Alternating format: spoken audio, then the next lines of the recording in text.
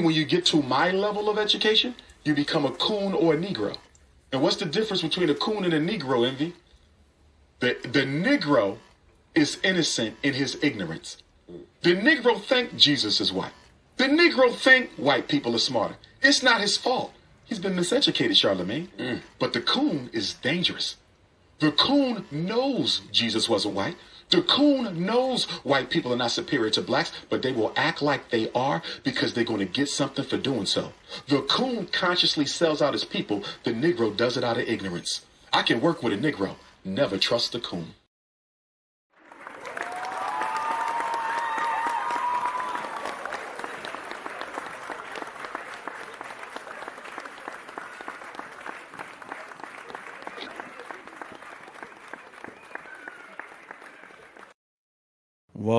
Welcome to the channel. Welcome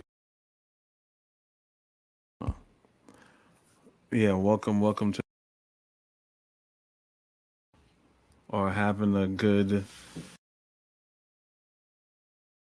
something with my audio. My audio's acting up. Let's see here.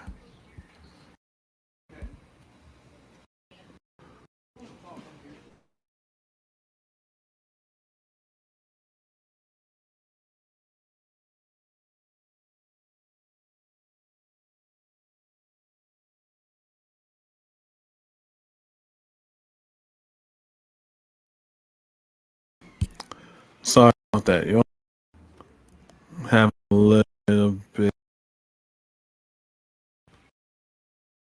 issues here.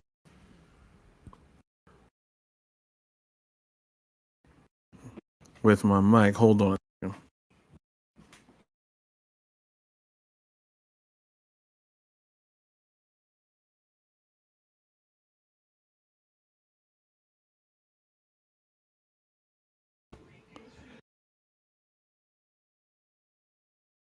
Hold on a second, guys.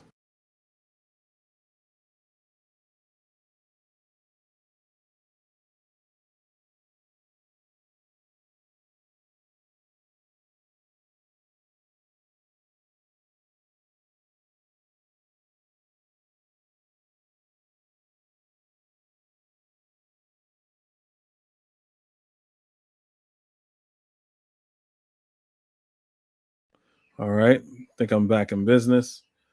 So as you see the title here, right?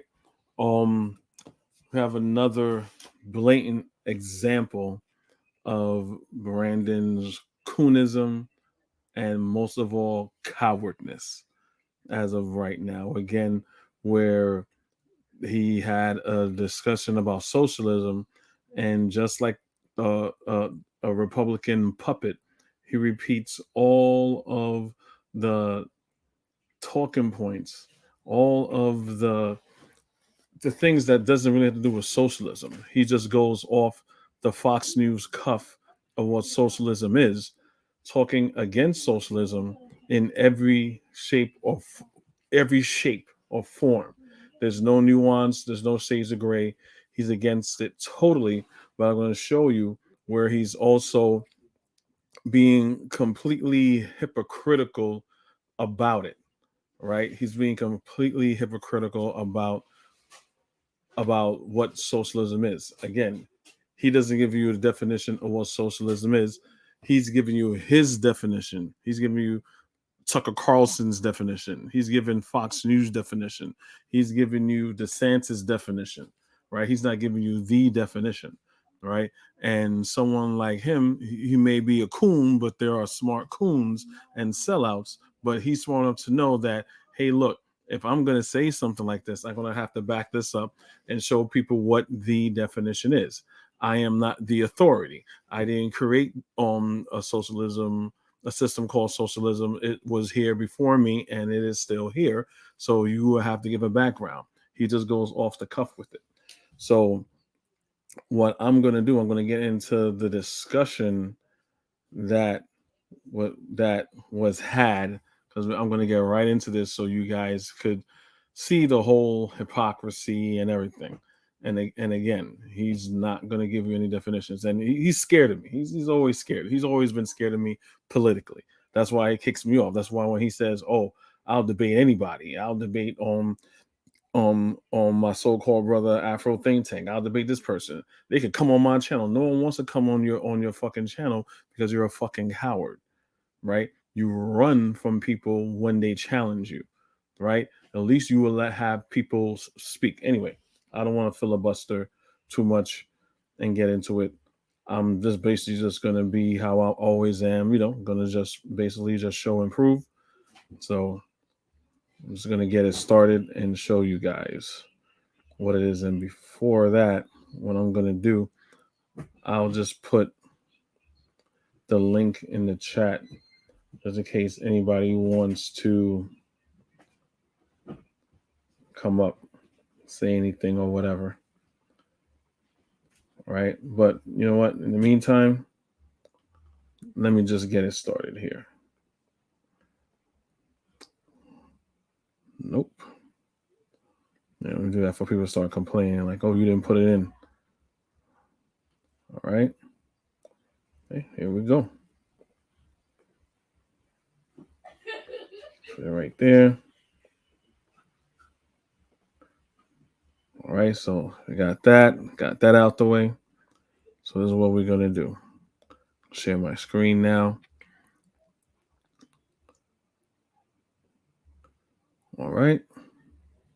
So here we go. So we're gonna set it off right now, and we're just gonna start, and you're gonna see how disingenuous, how much of a hypocrite he are, and how much he doesn't respect. Oh, if you don't respect himself, that's okay. So if if a person don't respect yourself, you're not gonna respect your audience or their intelligence. So let's start it off. I've ever heard anybody say, and I didn't want to interrupt the video to address it, but I want to highlight what this dude said, because this is the stuff that they use to try to scare you. And basically what he said in so many words was, "Oh, okay, we'll give back your Social Security money when it's time for you to collect."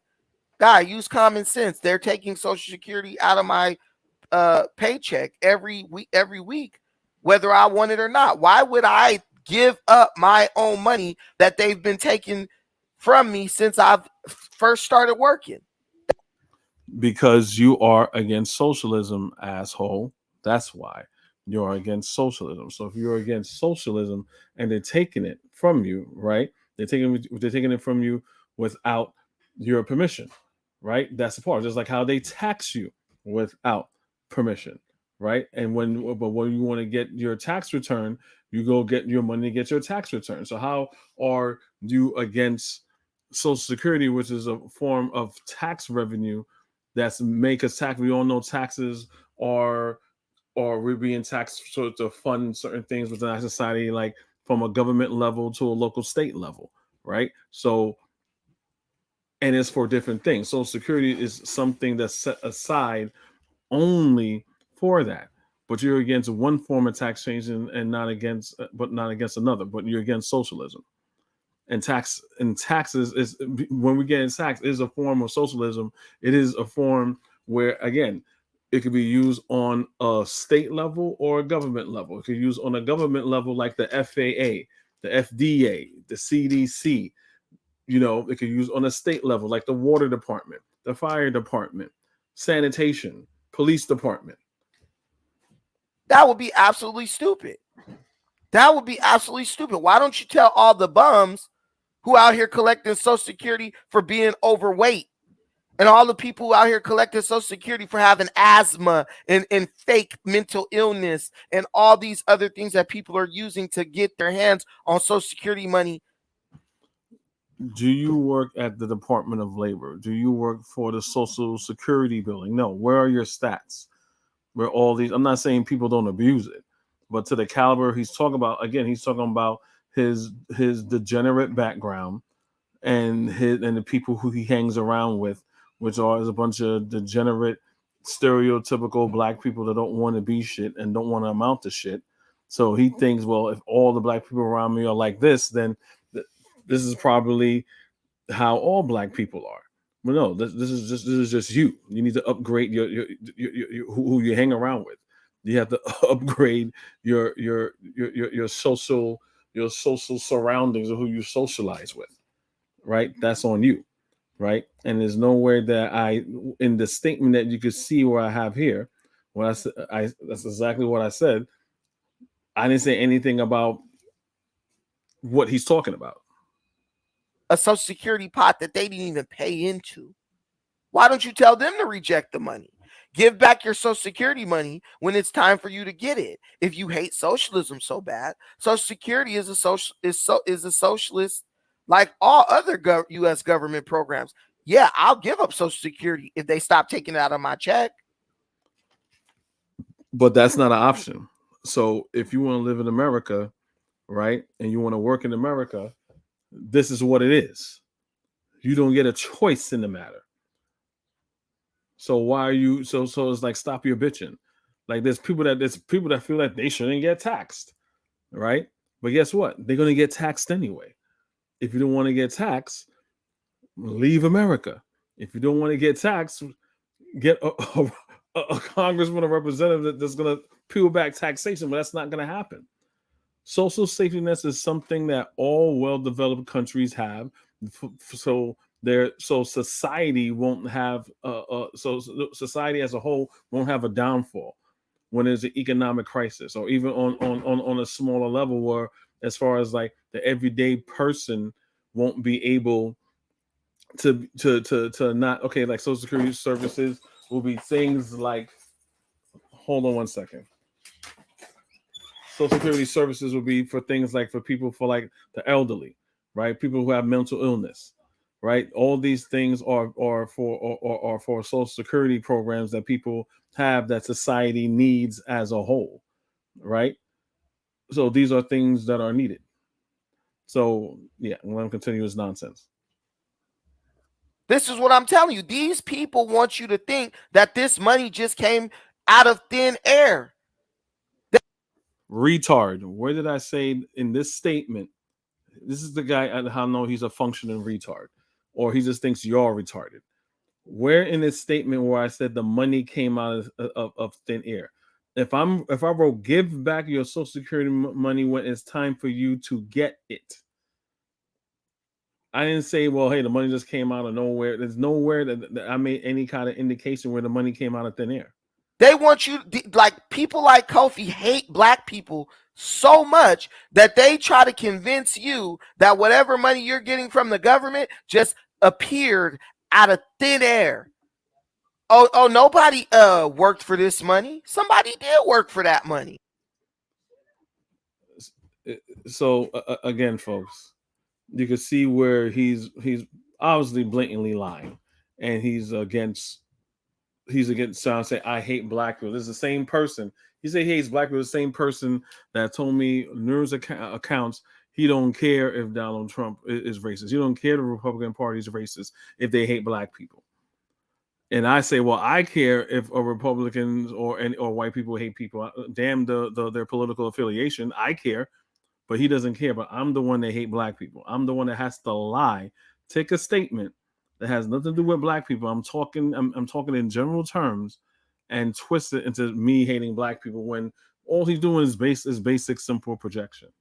So even so, this video started out with him as a capitalist, not as a Pan-African, because he's not a Pan-Africanist whatsoever. People have proved that over and over again. He's a fake Pan-African. He's an American conservative capitalist with the same ideologies, want to take it and just destroy Africa with the same ideology. He's no different than a white Christian missionary going into an African country, right? So this all started out with he didn't like what was going on in Kenya. So I'm going to show you guys, like I said before, all well-developed countries, right, have a social safety net if they're smart enough, because they don't want their society as a whole to collapse to hunger, poverty, homelessness, things of that nature, right? So let me show you here.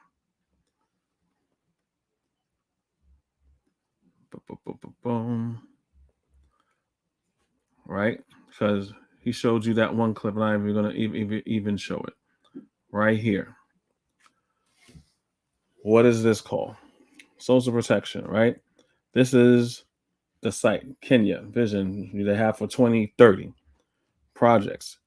The Kenyan National Safety Net Program, the NSNP, is a government social protection program established in September 2013 as a part of the government's initiatives to improve and enhance social protection delivery in the country. Right? The establishment of the NSNP builds on government of Kenya's own commitment to reducing poverty as articulated in the Kenyan Vision 2030. All right, so this is what you guys can look up here. This is the article. All right, this is look. It has some PDFs here. It says cash transfer for persons with severe disabilities. Right, that's where it's gonna go. All right, cash transfer for orphans and vulnerable children. Hunger safety net programs. These are socialistic programs, right? That when the Kenyan government would have taxes could pay for the less fortunate, right? Older persons on cash on transfer to help the elderly. Urban food subsidiary programs. So, so that's probably like a SNAP program or something like that when you could do it in. All Brandon sounds like to me is just a completely selfish bastard. And he said he's supposed to care about black people, but with these programs for black people that are less fortunate, right, these will help those black people that are less fortunate. Now, if you want to say, hey, look, there are people that may abuse these benefits for people who are less fortunate, then yeah, that's true. You have to say, okay, how can we have like a vetting process that we could implement so people, the right people get the right resources, or people won't abuse it, right? It's human nature that people, you're going to have some lazy people, or people going to try to take advantage of a system instead of really working hard. But again, him as a selfish person that doesn't like black people, again, he think that he's in Kenya, that, oh, I'm Kenya and I'm black, that means I like black people. No, you a short, stubby, self-hating, CeeLo Green looking fool. That's who you are at your core of who you are.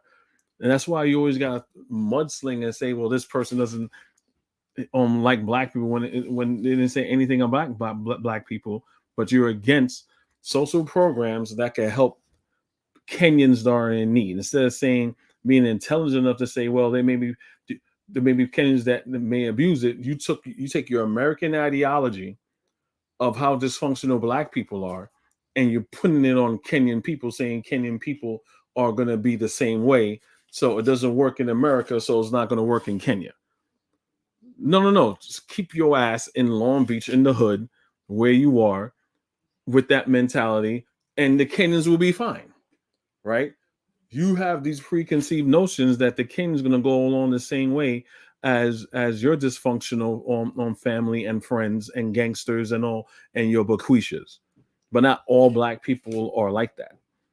Only just black people and you still associate with are like that, right? And that's the narrow-mindedness and ignorance of Brandon, right? So I wanted to share that with you. So when he starts talking smack and all this other stuff about, hey, you're black people this and black people that, and black people take advantage of this, and it's a whole party of dogpiling on how messed up black people are, and then the other side of his mouth said, well, but I care about black people and other people don't. You could see the total hypocrisy. Hey, how you doing? Ellie, how you doing? So just to let you know, so we're gonna get back to, again, him and his self-hatred and hypocrisy.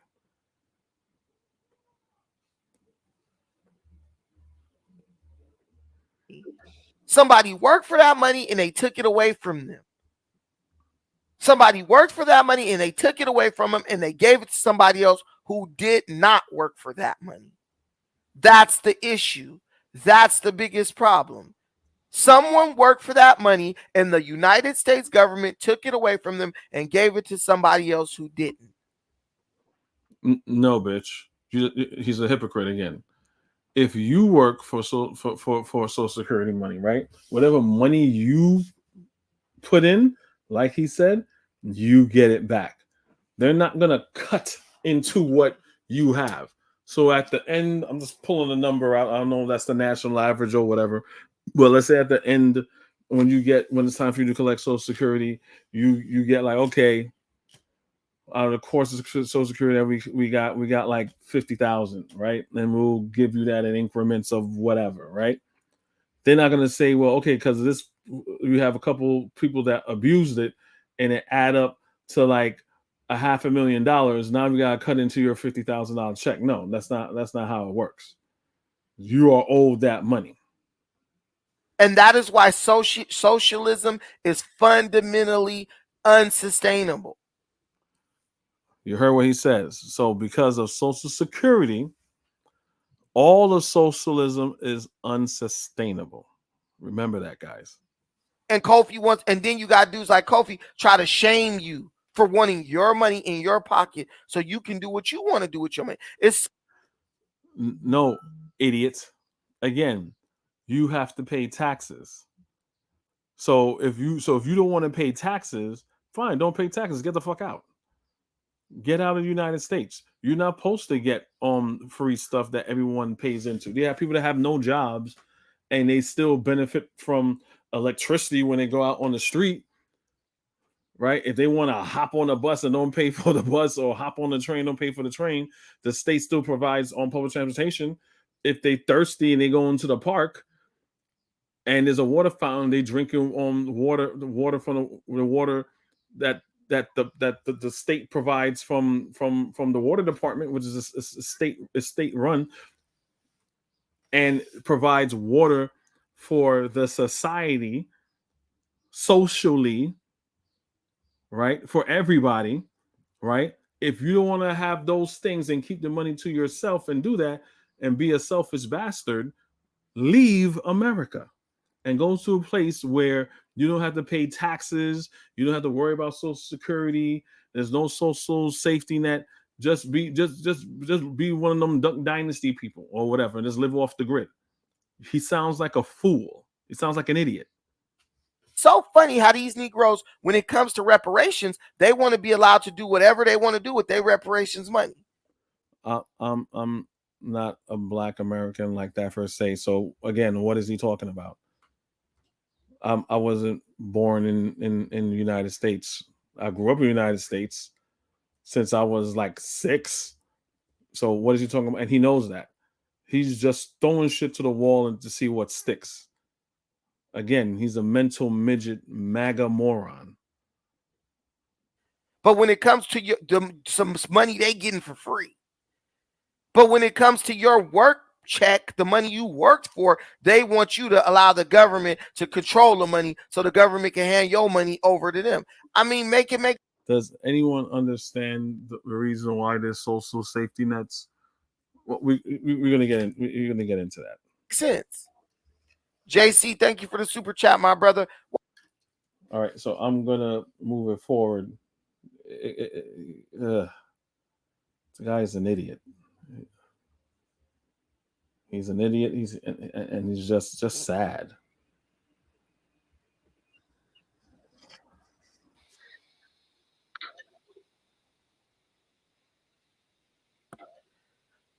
Okay, Kofi's not ready.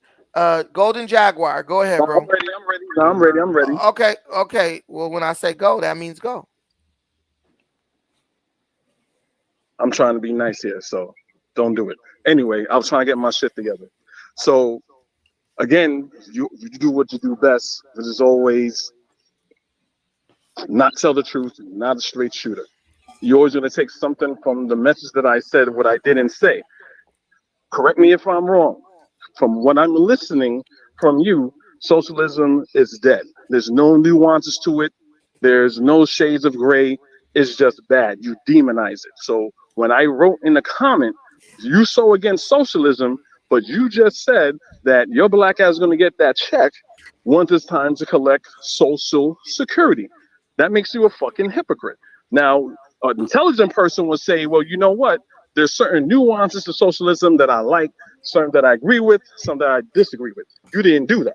What you're trying to, which I didn't say that, well, anyone should. And that's the thing. He as he always does, what always intellectual lazy people do, he painted with a broad brush. He says it's all bad. And he gave it for his personal selfish reasons. Well, I don't want that money because I put all my hopes and dreams in one basket. This is going to happen, and I'm going to be rich one day. If you want to be irresponsible and do that, do be irresponsible and do that. But the government knows there's a lot of irresponsible, well-wisher fools like you that would do that, right? So they was like, okay, no, when people work, we put that away. So if they're irresponsible or some type of mishap happens, at least they'll have this money to take care of them during their old age, like a trust fund or something like that. You know, that's the purpose for it. Deadbeat should be collecting Social Security. I didn't say none of that. That's all I got to say when it comes to that. You can't be 120% against Social Security. I'm 150%. You said that's all you had to say about that, so I didn't interrupt you. I'm starting where you stopped. No. Go ahead. They're taking money out of my check for Social Security against my will. I can't keep it. Why would I then not collect that money when they give it back to me? How does that make me a hypocrite? Because that is a socialistic program. No, it's not. It's a theft program. It's a theft program. They're taking the. It's a theft program. Again, y'all, so is taxes. So is state taxes. You know how many things they take out of your paycheck that's not allowed? He make it sounds like he sounds like he's like a 6-year-old. Like we're not adults. Everyone knows since the history of taxation, right? No one gets for the longest time, no one gets a choice in how much taxes they're gonna get taken out of their check directly. Out of all the things that they have, I have to go online. I don't even have a paper check no more. I gotta go online because I get cash deposits and you get like your digital check. You go on and you see what they taken out. He's making it seem that, oh, I have a choice in making getting my taxes taken out. Everything except for Social Security. Social Security is the only thing that I have no choice in them taking out. But I could stop them from taking my state tax and my federal tax and my FICA and my this. He sounds like an idiot. The theft program. So the whole thing is a theft program. So you said the United States government again is stealing from you. You don't like it? Leave. I go to work. That's your opinion. Listen, that's not my opinion. That's not my opinion. That's your opinion. It's taxes are taken out. State taxes are taken out without your will. If they you must be against taxes too as well. We're gonna talk Kofi. We're gonna talk Kofi. We're gonna talk one at a time. I'm drawing a clear line. State taxes, federal taxes, the taxes that go to fix the roads and all that. I have no problem paying that. The government took a tax in the 30s called Social Security from my paycheck. They said this is going to be like a social safety net because you need us to put money aside for you for when you get old or some kids born messed up mentally or in a wheelchair, right? I had no choice in the matter. They take it out of my check. You had no choice in the matter for state tax too, idiot. You didn't get a choice for either one. What are you talking about? All you could do is not like it. You never had the option to reject it or accept it. Then when I get old, they hope I die before I collect on it, right? But in case I happen to live until to the point where I could collect on it, you're telling me that somehow I'm a hypocrite and I'm taking a free lunch. They took it from me. That's not what I said. That's not what I said. Kofi, Kofi, that's what you literally just said. No, I did not. You said I'm a hypocrite. No, I did not. No, I'm saying you're a hypocrite because you are 120% against socialism, and Social Security is a socialistic program. I'm against it. I'm against it. Exactly. See how he tries to play bait and switch if it's very poor. he first started talking about socialism, how socialism is bad. And like I said, so Social Security is a part of socialism. Then he went to saying, I'm against them taking their own Social Security out. Okay, that's you. It benefits and it helps other people. And we're going to get into it further and show how much more he doesn't know what the fuck he's talking about. He doesn't know what socialism is as a whole. You feel so, again, you're being a hypocrite. So if you're against How?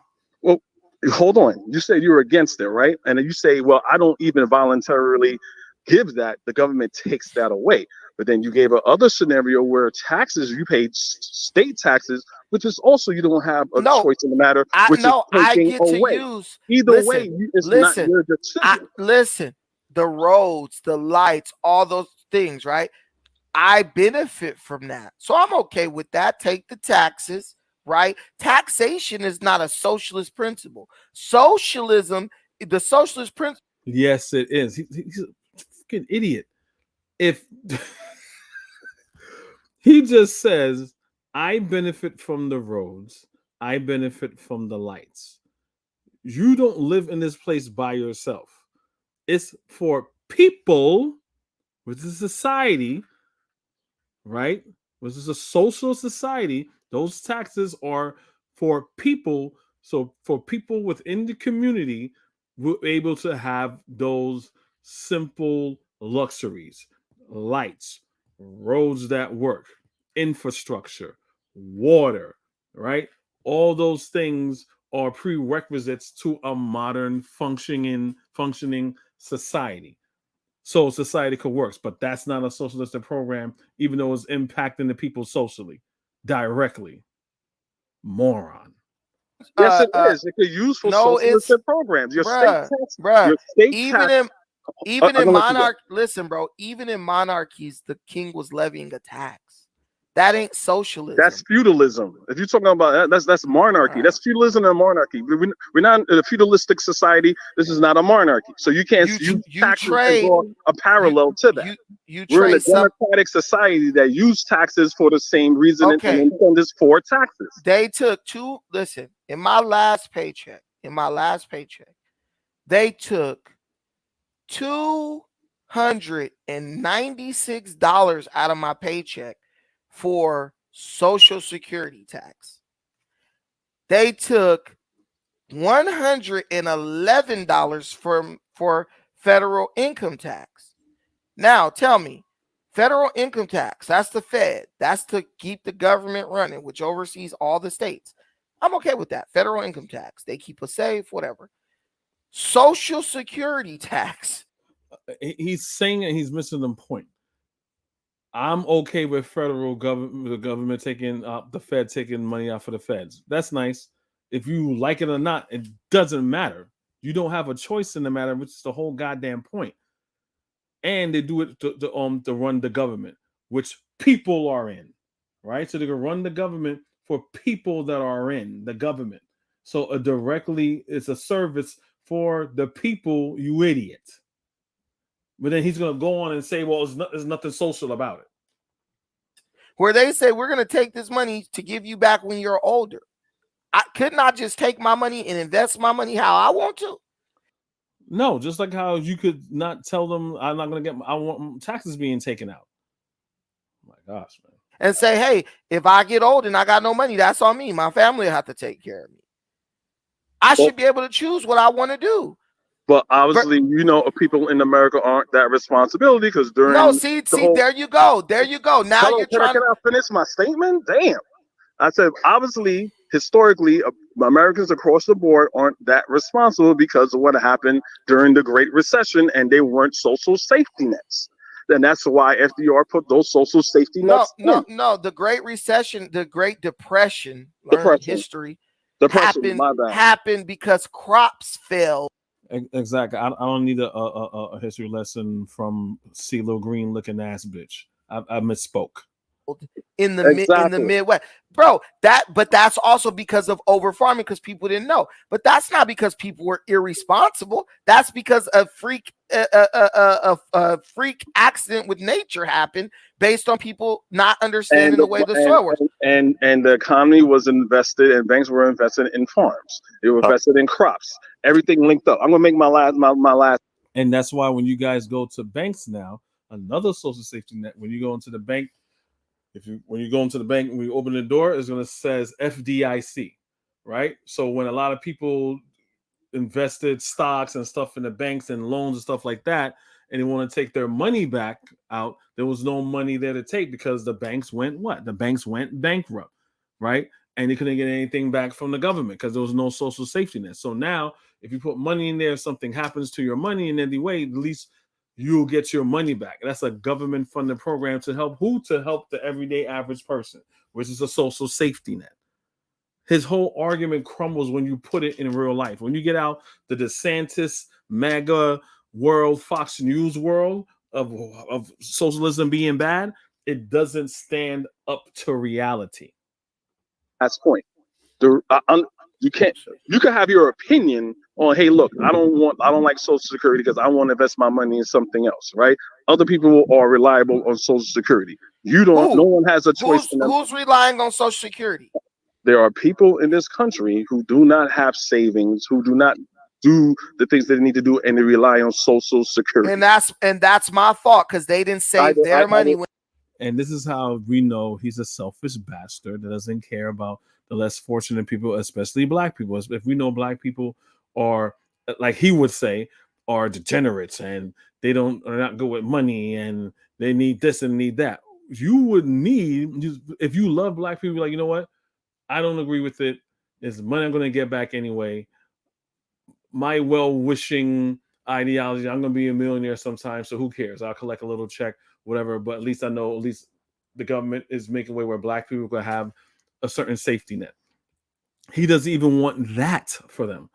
And I showed you in Kenya, as well as we all know here, and he just said it here, Social Security is supposed to be for kids that are disabled, kids that have like Down syndrome, elderly, things like less fortunate people. He doesn't care. It's also a part of that. There's people that probably, we have working poor people that for their whole life can't save enough money. It's the economy, right? Him being a Republican, he doesn't care, right? He doesn't care. Republicans don't want to even raise the price of minimum wage. That's a progressive liberal thing that they're pushing for. That's something that Bernie Sanders was pushing for, to increase the minimum wage. Inflation, and the average earner of what Americans make hasn't been equal since like what, the 80s. But this person cares about black people. This person cares about black people. He doesn't give a damn if you're working and you can't work anymore when you get old. He doesn't give a damn. You'd be out on the street, and he's gonna double down and say that. When they was working, I didn't say that. It's a pot that everybody put in. It's like a susu or whatever, right? No, it's not a susu, because because if you don't live to be 75 at this point, and they're trying to raise it, you never get to participate in the susu. That's true. It's a scam. It's a scam. That is partially true. It's not a scam. It's just, this guy's like a drama queen. It's not a scam. It works. It works for a lot of people. The problem is that they make it for you to collect too late. So obviously, the government is going to say, okay, what's the average standard living for the average American? They can be like, okay, so we're gonna have to raise it a little bit so we can collect. Are they doing that? Yes, I wouldn't put that past them. They're not gonna do that. Even Donald Trump wanted to start collecting on Social Security, start taking Social Security, because all the tax breaks that he gave all his donors and all his friends and all Goldman Sachs and all that other stuff. So he's, again, half right there.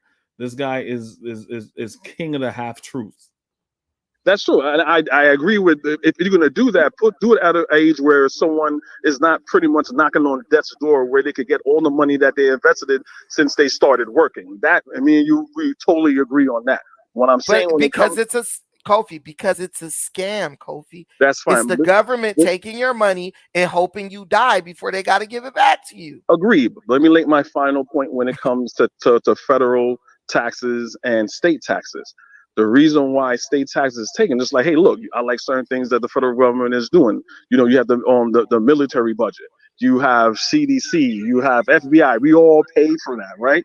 So when it comes on a state level, the reason why you need taxes, you shouldn't have a decision in your taxes being taken out because those state taxes run your police department, runs your fire department, runs your water department. Let's get rid of the FBI. Let's get rid of the FBI. Let's get rid of the CIA. My point. A reason why he wants to get rid of the FBI, you don't know. That's why I'm saying this guy is a Republican bot, a Republican shield minion MAGA bot. He wants to get rid of the FBI. Why does remember Donald Trump?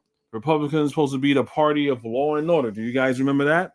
The party of law and order, right? Until January 6th. It was Blue Lives Matter. Until January 6th, now it's fuck the police. The hell with police. Right? And until Donald Trump took FBI files that was classified, he could declassify it by just thinking about it because I'm the president. Or I could just look at it and say, declassified. Like moron. So now I don't like the FBI because the FBI wants something that belongs to them that he wasn't supposed to move from the White House from a secure location. So now it was the hell with the FBI, the hell with the CIA.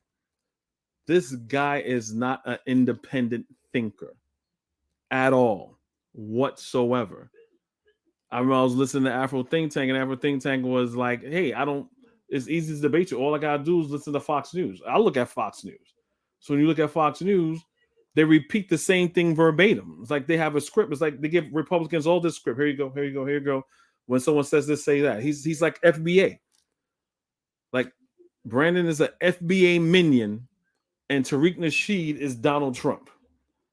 And when you try to say that Tariq Nasheed is a scammer, or Donald Trump is a scammer, or don't like black people, don't have your best interest, here they come with their excuses, or they put their head in the sand, or they kick you off. This is what he's doing. He's doing exactly that.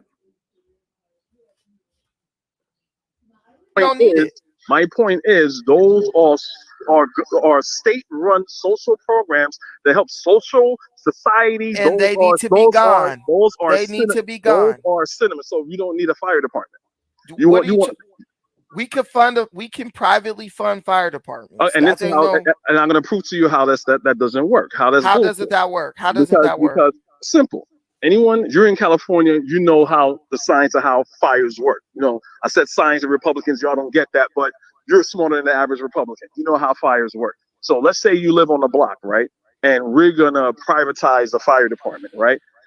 Your block, your house, God forbid, gets on. His head exploded a little bit because now he has to do this deep sigh.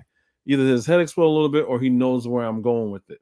His shit crumbles when you put it side to side. Like, you don't, if I'm saying you got a dirty glass of water, I was like, yo, bro, that glass of water you got is dirty. You may not ever think it's dirty. Like, it looks clean to me. But if I take another glass of clean water and put it to your glass, you're like, oh, wow. In comparison, you can see it like, okay, now I can see what you're talking about. Now that you put a cleaner glass of water next to mine, I can see where you're coming from. And that's what's happening right now.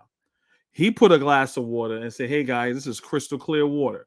Crystal clear Poland Spring mountain water. And I got, nah, man, what you got is sewer water. That's sewer water, bro. That is not crystal clear water. And I put it next to mine. This is the problem that he's having right now. Because we're going through it right now. We're doing a comparison. On fire, right? You're able to put out that fire. You have your own private fire department, right? But the wind blew the fire over to your neighboring house. They can't afford to hire a fire department. And then guess what? The fire spreads. right? And that's why that wouldn't work. Same thing with security. I'm gonna hire my own private security. We're gonna capitalize on police. Everyone's gonna hire their own security department. So my house is not gonna get robbed or vandalized because I got police. So no, we cannot do that. We're gonna need a social program. So that's my point. I was gonna let him go. So that doesn't work. Saying a whole bunch of people are gonna get together and we just do that. Number one, you're assuming those people have money. To have the money and the means in order to have a fire department on standby 24 hours, 7 days a week, working through Christmas, Thanksgiving, Easter, all of that. A manpower. Individual everyday people is going to have that, right? You're assuming they're going to have that. Not everybody has that. Again,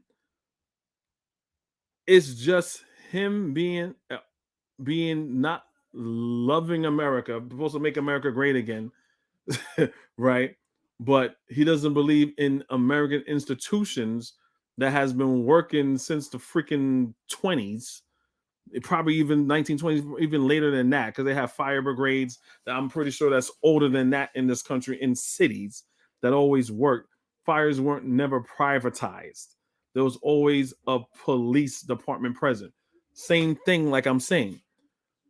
It will be total anarchy, and society, the social society as a whole, will be burned in. You be mayor of nothing. You be mayor of ashes, crime, destruction, and the society as a whole would cease to exist because not everybody has the means to do that. People could lose their job, right? People cannot make as much money. Who says people are able to maintain that? He has this utopian ideology where everyone's making all this money where they can just take care of themselves. Obviously, that's not true. All countries do that. All well-developed countries have a social system like fire department, water department, police department, drug and alcohol department, FAA, things that are needed. But I'm gonna let him go. Social program to protect all the people. That's my right. point. So basically, say I live in a neighborhood and it's 250 people with homes in the neighborhood, and we all get together and say, hey, we need to put some money in so we could buy a fire truck with all the bells and whistles. Obviously, we got the fire hydrant right there that you could connect to. Wouldn't it be better to private fire hydrant? Where would you get the fire hydrant from? Number one, flawed. 250 people. Who said all those 250 people have the money to do that? One. Two, who says it's 250? I'm kind of splitting hairs. So I'm going to admit that I'm splitting hairs, but that's just assuming that those people are able to afford it on a continuous basis, because we're talking about getting goods. We're talking about getting equipment. We're talking about paying people's salary. 250 people, 250 homes. Right? We're talking more than probably a square mile. So we're talking is mostly these men's salaries. So you saying that the economy is so stable and people are so stable and just rolling around in money and excess wealth that we're going to pay these men consistently on a consistent basis all the time. No mishaps happens in life, which goes back to the same argument of Social Security and safety nets. That's not how life works. If my neighbor is unable to default on this private security or fire department that we have, someone's had to make that up, right? So you have 250 people and you got 50 deadbeats. It's unfair to the 200 people that got to pick up the slack of the other 50 people. And then there's problems. So to alleviate all that, what the government does, you know what? I'm going to take this because we need this for that. And if you have a house or just even smart enough, when you pay your property tax for your house, for the state, it tells you this much went to education, this much went to the fire department, this much went here. So you see where your money is going. And if you say, you know what, I think too much money is going to a program or something within your state, then yeah, you could bring that up and make corrections to that. You don't say, well, the whole shit don't work because I don't like what they're taking out. You sound like an insolent child. Fire hydrant, but go ahead. Don't interrupt me. Don't interrupt me. We all pay federal taxes, which pay for the. See, he mad. He mad because he knows what he's saying is bullshit. Again, who's going to privatize? He says he's the hydrant. Again, the state owns that. So if you're going to roll out your plan even longer and further, right? Who's going to make sure that the water is there? Who's going to work for the water department? You're going to privatize the water department. You're going to have 250 people paying to fix the be a private water department, and everyone else who can't afford a water department will just starve and die of thirst on the street. Come on, y'all. This is too simple. This is low hanging fruit. The guy's a MAGA moron. The fire hydrant that's already paid. That's state. Listen, we pay state taxes. I didn't say nothing against state taxes either. But let's say we don't pay no. Wait, let's say we don't pay no taxes. Period. And we say, look, we gonna get old Luther and Justifius over here. We're gonna pay them $40,000 a year each. We're gonna buy a big ass water truck. You've seen a water truck before. We're gonna with the hoses and all that. And if there's a fire within these 250 houses, their job is to go put that fire out. I guarantee you that would be a more efficient operation than the shit that I see in the streets now, where you got a big ass fire engine responding to a call where some dude fell and busted up his ankle at the local grocery store. 2 big ass fire trucks show up, 3 freaking ambulances show up. I'm like, in my mind, I'm like, these big ass fire engines, they're supposed to be for fires. Why are they driving these around to respond to medical calls? And then on top of that, you can't put nobody in those to cart them off to the hospital. So why are they even showing up? Why not put the You talking about EMS? You talking about EMS? Listen, what I'm he's probably talking about, I don't know what goes on in California, and this is why this guy is extremely short-sighted. And he does this all the time. He thinks what goes on in his neck of the woods is a reflection of what's going on everywhere else, and that's not true. If that makes no sense, I'm not gonna, say, well, oh, Brandon, that makes perfect sense. No, that doesn't make any sense. You need to push back on that. People kind of that's a waste of resource. Like why, if that's true, why would that happen? All you need is EMS. I don't know. Someone put the call in or think that, I don't know why they needed a ladder, so they sent the fire truck with. I don't know, but that doesn't happen here in New York or anywhere else that I know. You know what I'm saying? I lived in New York, Massachusetts, Georgia, Florida. I never seen anything like that. But that's something that's anyway. Telling you, in California, the way we waste money, we got big ass fire trucks responding to medical calls, not fires, to medical calls. I'm not joking with you. They do it in Atlanta also. And I've always wondered, why the hell would you take this big ass jalopy across town because somebody then fell and broke their arm, when you could take a little paramedic truck over there and bandage that dude up and cart that dude to the hospital? These people waste money. It's bureaucracy. Well, say they waste money. Don't say because that's a reflection of failed socialism. That and that's the problem. That's just poor planning. And it's incredibly inefficient. And what conservatives argue for is smaller government, more efficient fiscal policies that actually solve problems, not create problems. No, what conservatives want, they do want smaller government. So they want smaller government so the government could stay out their business, so they won't be regulated to do crooked shit. So, for example, like he just said, he wants smaller government. He don't want the FBI. The hell with the FBI. Get rid of all of that because they're about checks and balances. So anything with checks and balances, they want to get rid of. I'm not 100% pro-government. I'm not 100% anti-government. I'm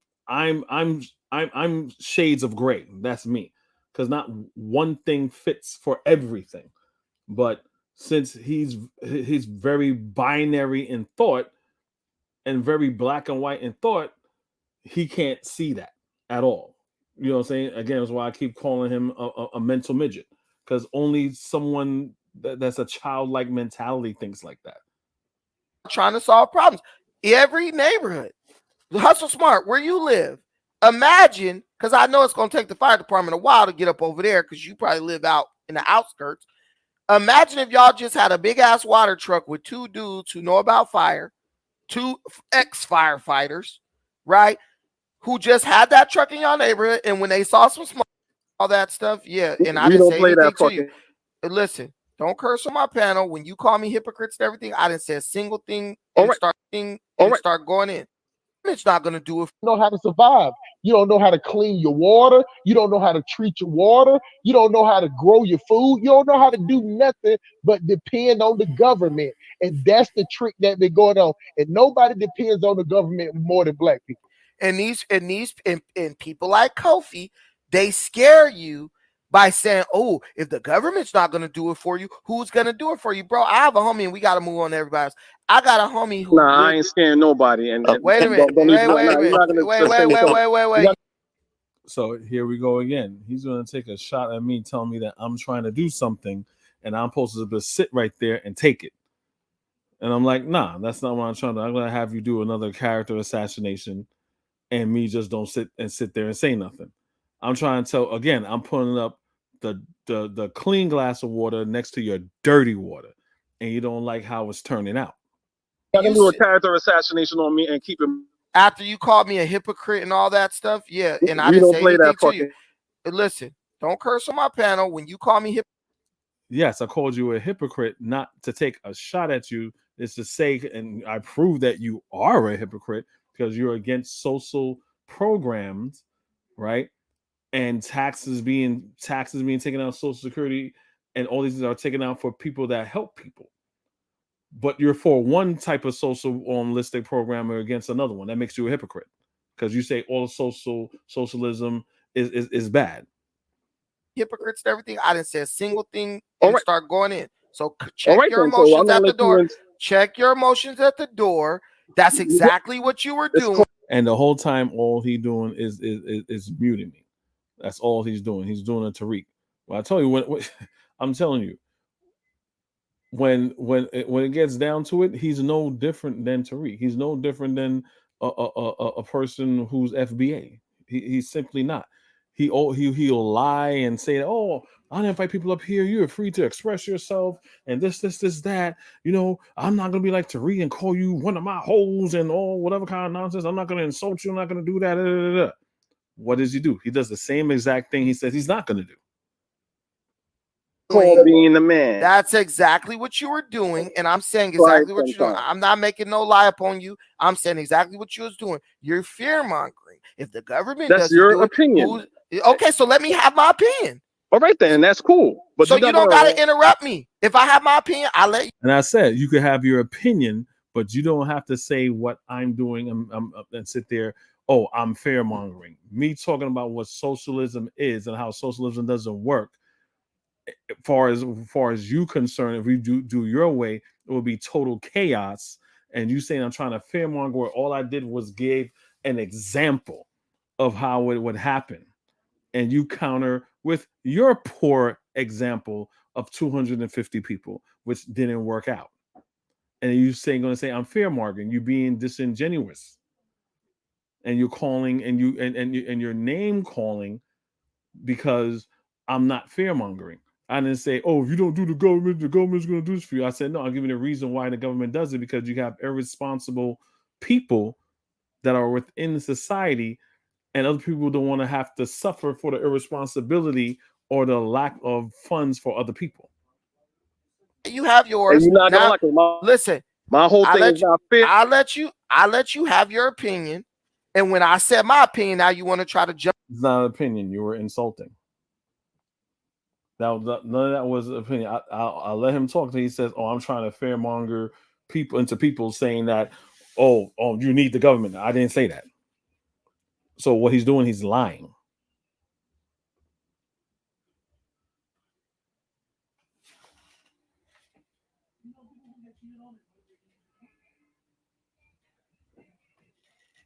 Hold up, guys. Jump in and start disrupting my show. This is how you know you can't listen to these dudes. These dudes can't even give you the courtesy that you give them. When he was talking trash about me, I didn't say nothing. What trash? You know what? I didn't talk any trash about him because again, he's in his feelings. He's a very feminine guy, a very feminine guy. Because we were having we were having just a regular conversation. I called him if being calling him a hypocrite is name calling, then goddamn.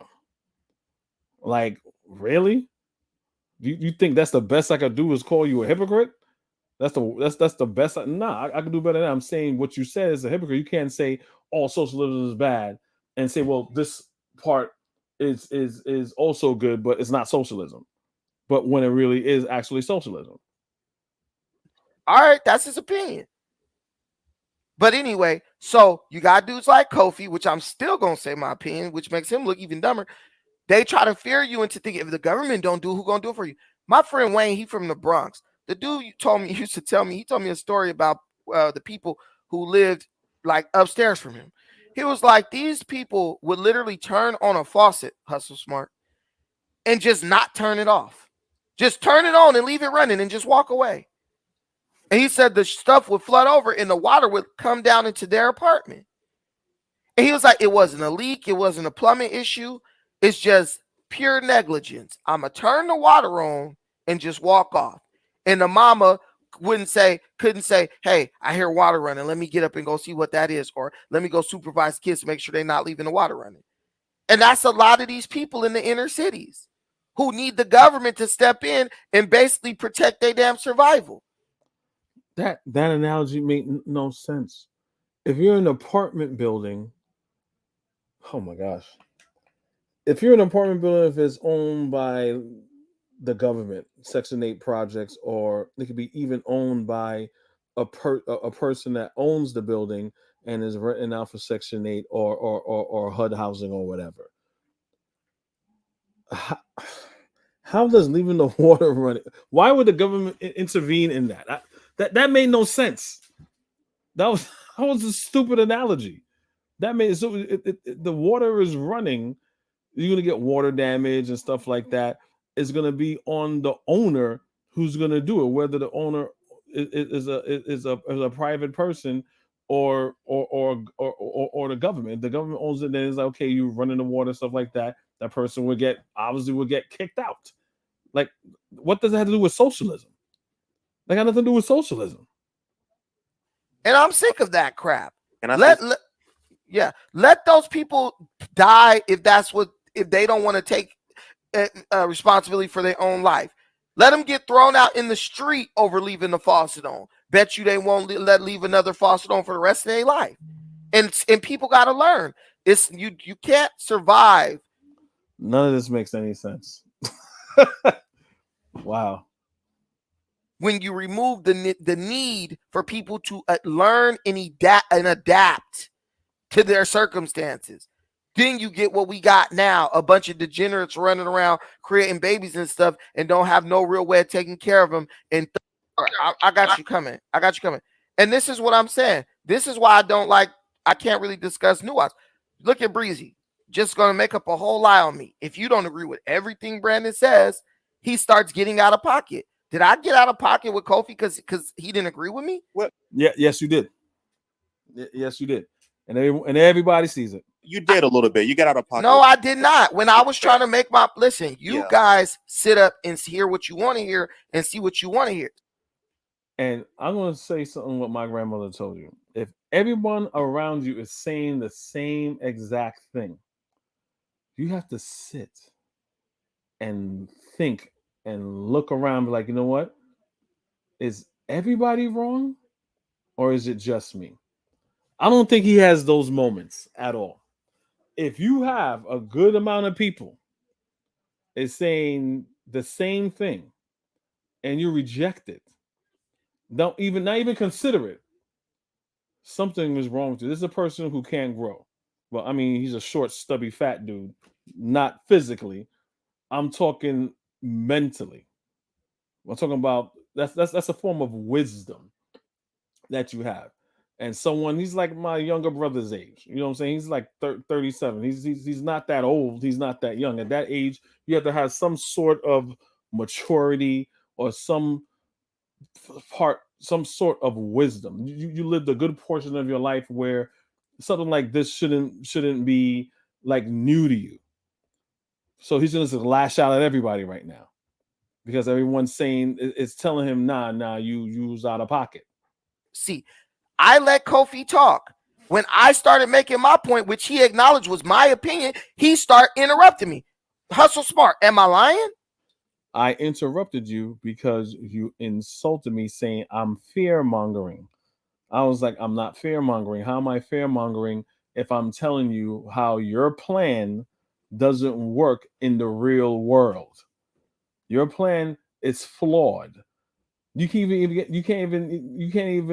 explain how your plan will work, and you got upset. So what do? You start insulting. Well, I'm not asking you. You can't be trusted to tell the truth. I'm asking Hustle there Smart. You go. No. He can't be trusted to tell the truth, so he's gonna go to his bosom butt buddy, Hustle Stupid, the broke ass Negro that owes me money that makes bets online and don't pay up. As a matter of fact, this is what I'm gonna do. I'm gonna stop sharing right here for those of you that are looking at it, so you can see what I'm talking about. So a while back on Dynasty's channel, exactly. So we got a favorite troll right here, and he's a little old bitch. He's not gonna come up here. He's not.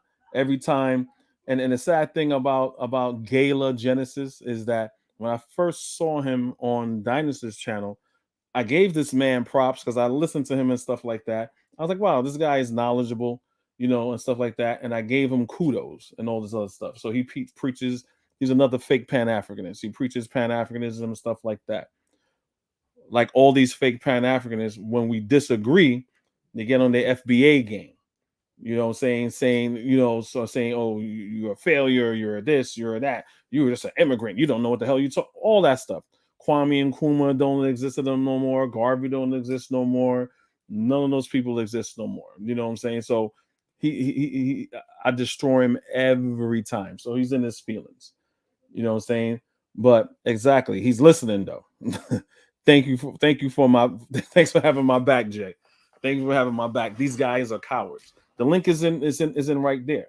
You know what I'm saying? So he control all he wants. He control all he wants, and it's fine. And it's just fine because I'm not a person. I don't like saying I'm better than people, but I'm comfortable saying I'm better than Brandon and Gala Genesis as of right now when it comes to politics, because they're very dishonest.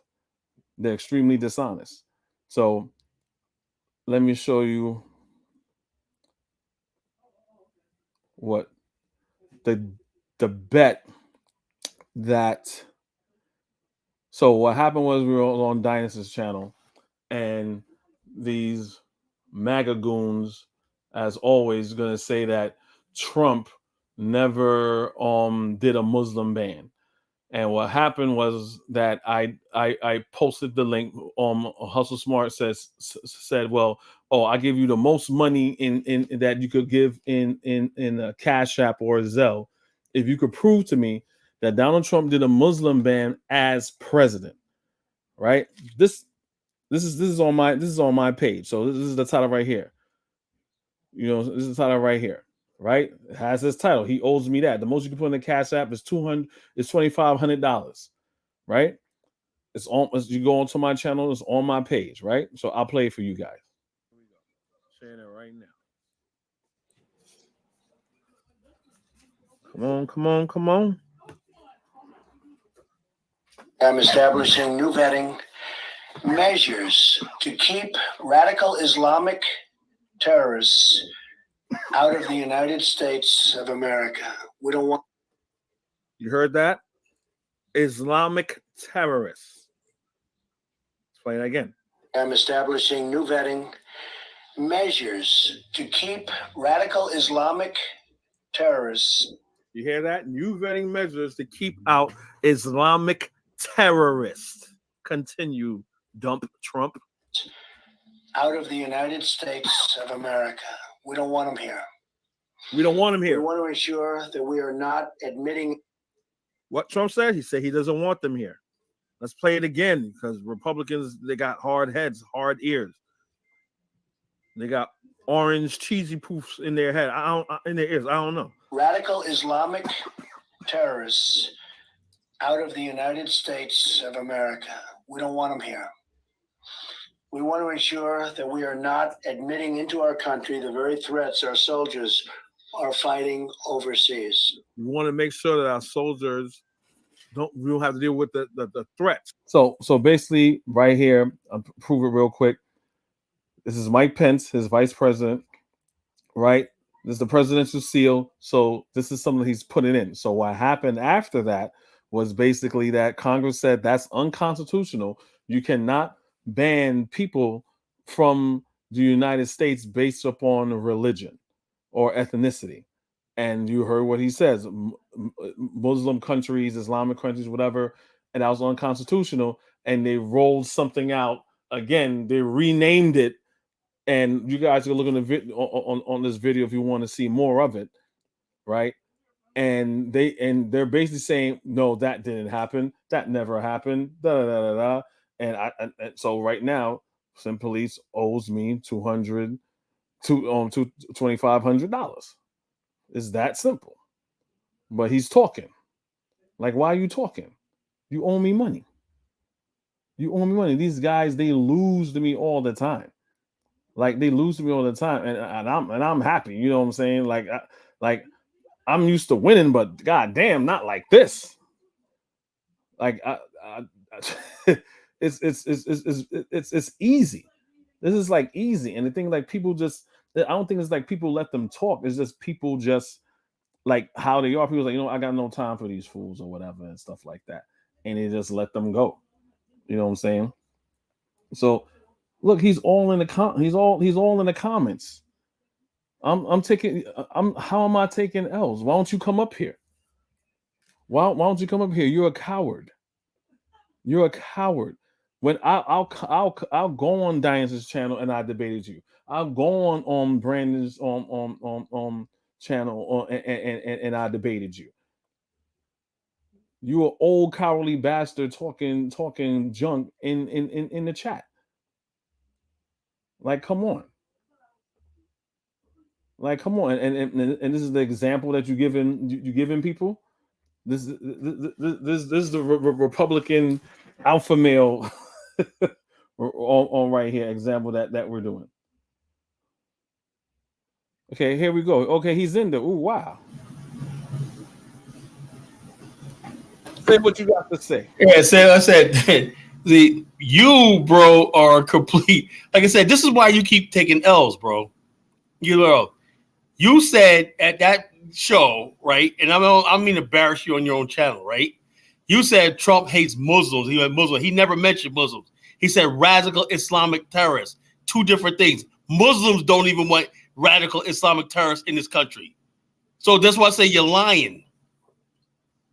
Again, I'll play the video for you again. What you're doing is you're playing semantics. He said, no, that's not semantics. That's what hold on. Trump said radical Islamic terrorists and everything. Exactly. Only thing he said was for some of these countries that we don't know about and everything that produce radical Islamic terrorists and whatnot. We don't want to. Now, I don't personally. I don't agree with that. I don't even agree with that. But you misquoted what he said. You made it seem like Kala, you're on mute right now.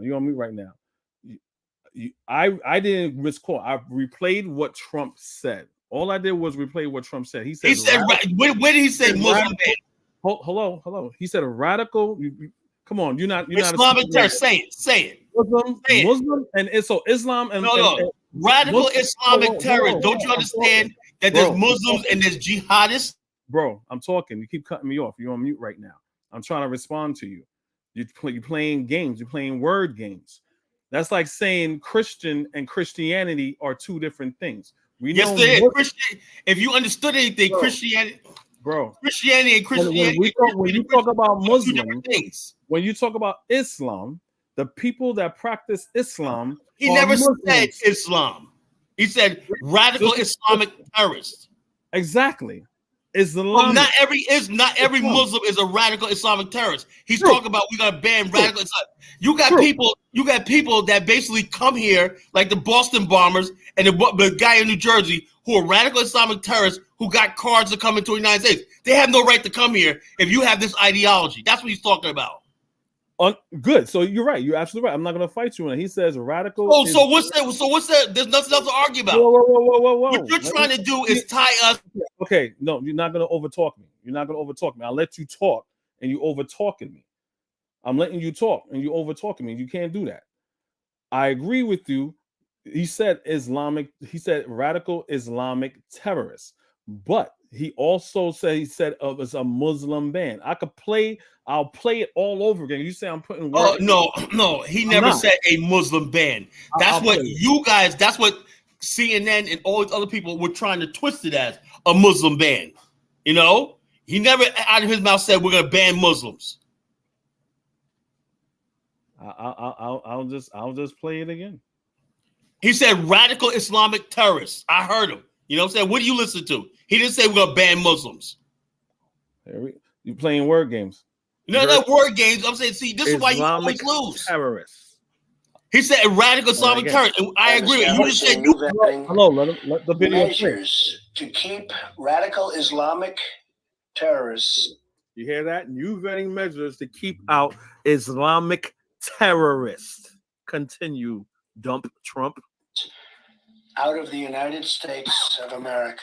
We don't want them here. Are you stupid or something? You don't want them here. We want to ensure that we are not admitting.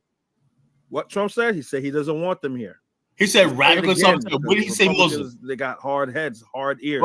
When did he say? I'm not a Republican. When did he say? When did he say? Cheesy poofs in their head. In their ears. I don't know. Radical Islamic terrorists. That's what he said, right? And to the point. So even if you say, even what you're saying, if what you want to believe is true, right?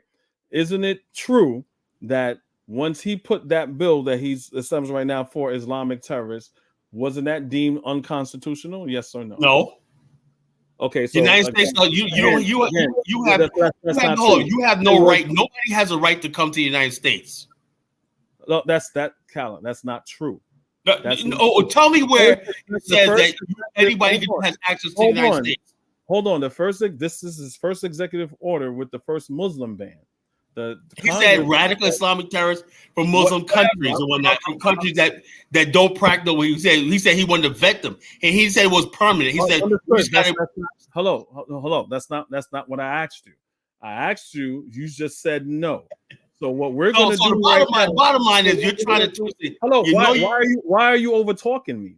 Don't over talk me. I let you talk.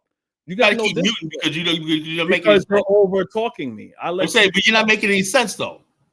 Maybe if you let me talk, then I will make some sense. Even this is your own show. You should be in control of the conversation. You're not.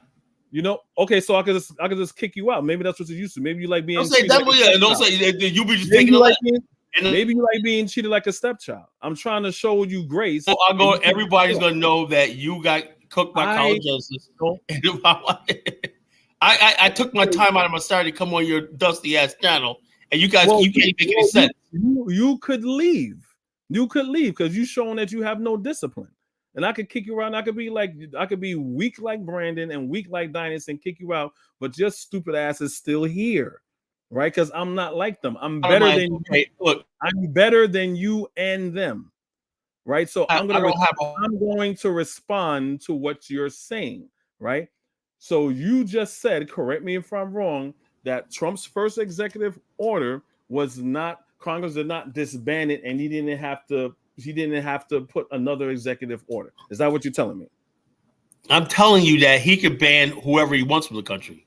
That's not what I asked you. You didn't answer the question. Okay, he could ban whoever he wants from the country, and also it was a temporary ban. That's not what I asked you. For people. That is not what I asked you. You just said, and I want to clarify. You just said that Congress did not ban Trump's first executive. I never mentioned the word Congress because it was unconstitutional. Congress said that was unconstitutional. I never mentioned Congress. So what are you putting words in my mouth? I did. I'm saying, so speak for yourself. I'm asking you a question. I didn't say that's what you said. I'm asking you a question. So now you're lying. You first said I said that, and now you say I didn't say it. I'm trying to have patience with you. But you would stop lying. I'm trying to have. I'm actually. You're all over the place, bro. I'm asking you a question. You ask your question. I don't know anything about Congress saying whatever. I don't know about that. Thank you. Good. So you don't. I don't know about that. It's not new. You don't know. Good. I don't know. I don't know anything about that. I don't know about that. So don't go put that in my mouth. Okay, cool. No, I know you don't know that. You don't know a lot of things, and that's one of the things. I know that you're losing on this debate right here. I know that. Okay, so again, you don't know that. So everyone could look at that video that I showed right there. He said radical Islamic terrorists, and everybody agrees with that. I'm talking. Everyone could look at that same video, and I've proven that because that was part of the deal that me and Hustle Smart made. Hustle Smart said that was on the campaign trail. No, that's not what happened. I am talking. Hustle Smart said that, hey, look, Trump did that on the campaign trail. He never did that when he was in office. And I was like, that's not true. He also did it in office to the point where it was unconstitutional, and they took down that Muslim ban. Then Trump did a second Muslim ban. You could look at that video or not when you get the chance. Anyone could research this. It's common knowledge if you don't have your head up your ass like this gentleman here in the chat. So I'm going to move forward with the rest of the show. You could hang back or leave. It doesn't matter to me. I'm going to continue. But let me go to Anthony. What's up, bro? Yeah, what's up, man? I just want to say real quick that I see what Kyla's doing with the whole, he didn't say Muslim ban. But let's be honest, bro. We all know what that means.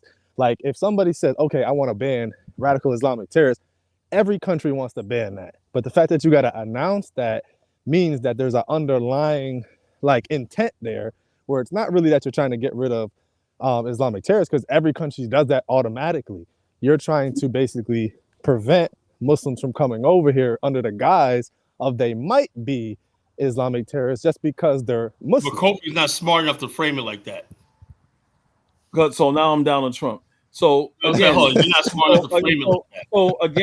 So again, me, he's saying it's me. Again, he doesn't know. He admitted he don't know shit. No, your bottom line, you're not smart enough to frame it. I'm talking.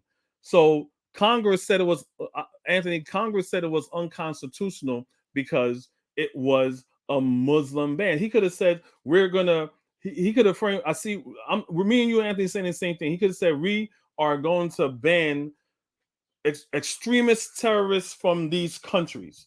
The fact that he put Islamic, he made it religious, and all the countries he targeted were theocracies were the Islamic theocracies. So it wasn't like, well, you know what? One of these countries here, do anybody really want the Taliban here?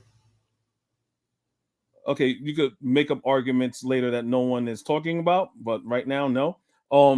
So it's like when Donald Trump would say, hey, we don't want Mexicans here. You know, some of them are rapists, some of them are this, and what a MAGA coon is gonna say? Well, he didn't say all Mexicans. Like that's low hanging fruit.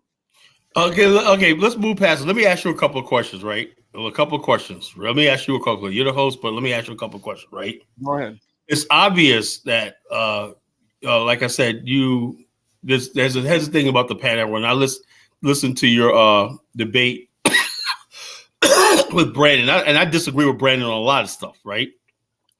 But you was talking about Guyana and it wasn't you. No. I keep getting you confused with that that Dwayne Omawali character. I've been battling him. Dwayne Wong. You're talking about. Well, I've been battling that fool for years. You know, he's from your hometown. of Guyana. You know, he's from your top of Guyana, right? Yeah. And basically, what he did was this, right? Black America, right? You understand? So people don't want to respect Black. This is where the friggin' AOS FBA is getting so much friggin' power and steam. And I hate AOS FBA, you know?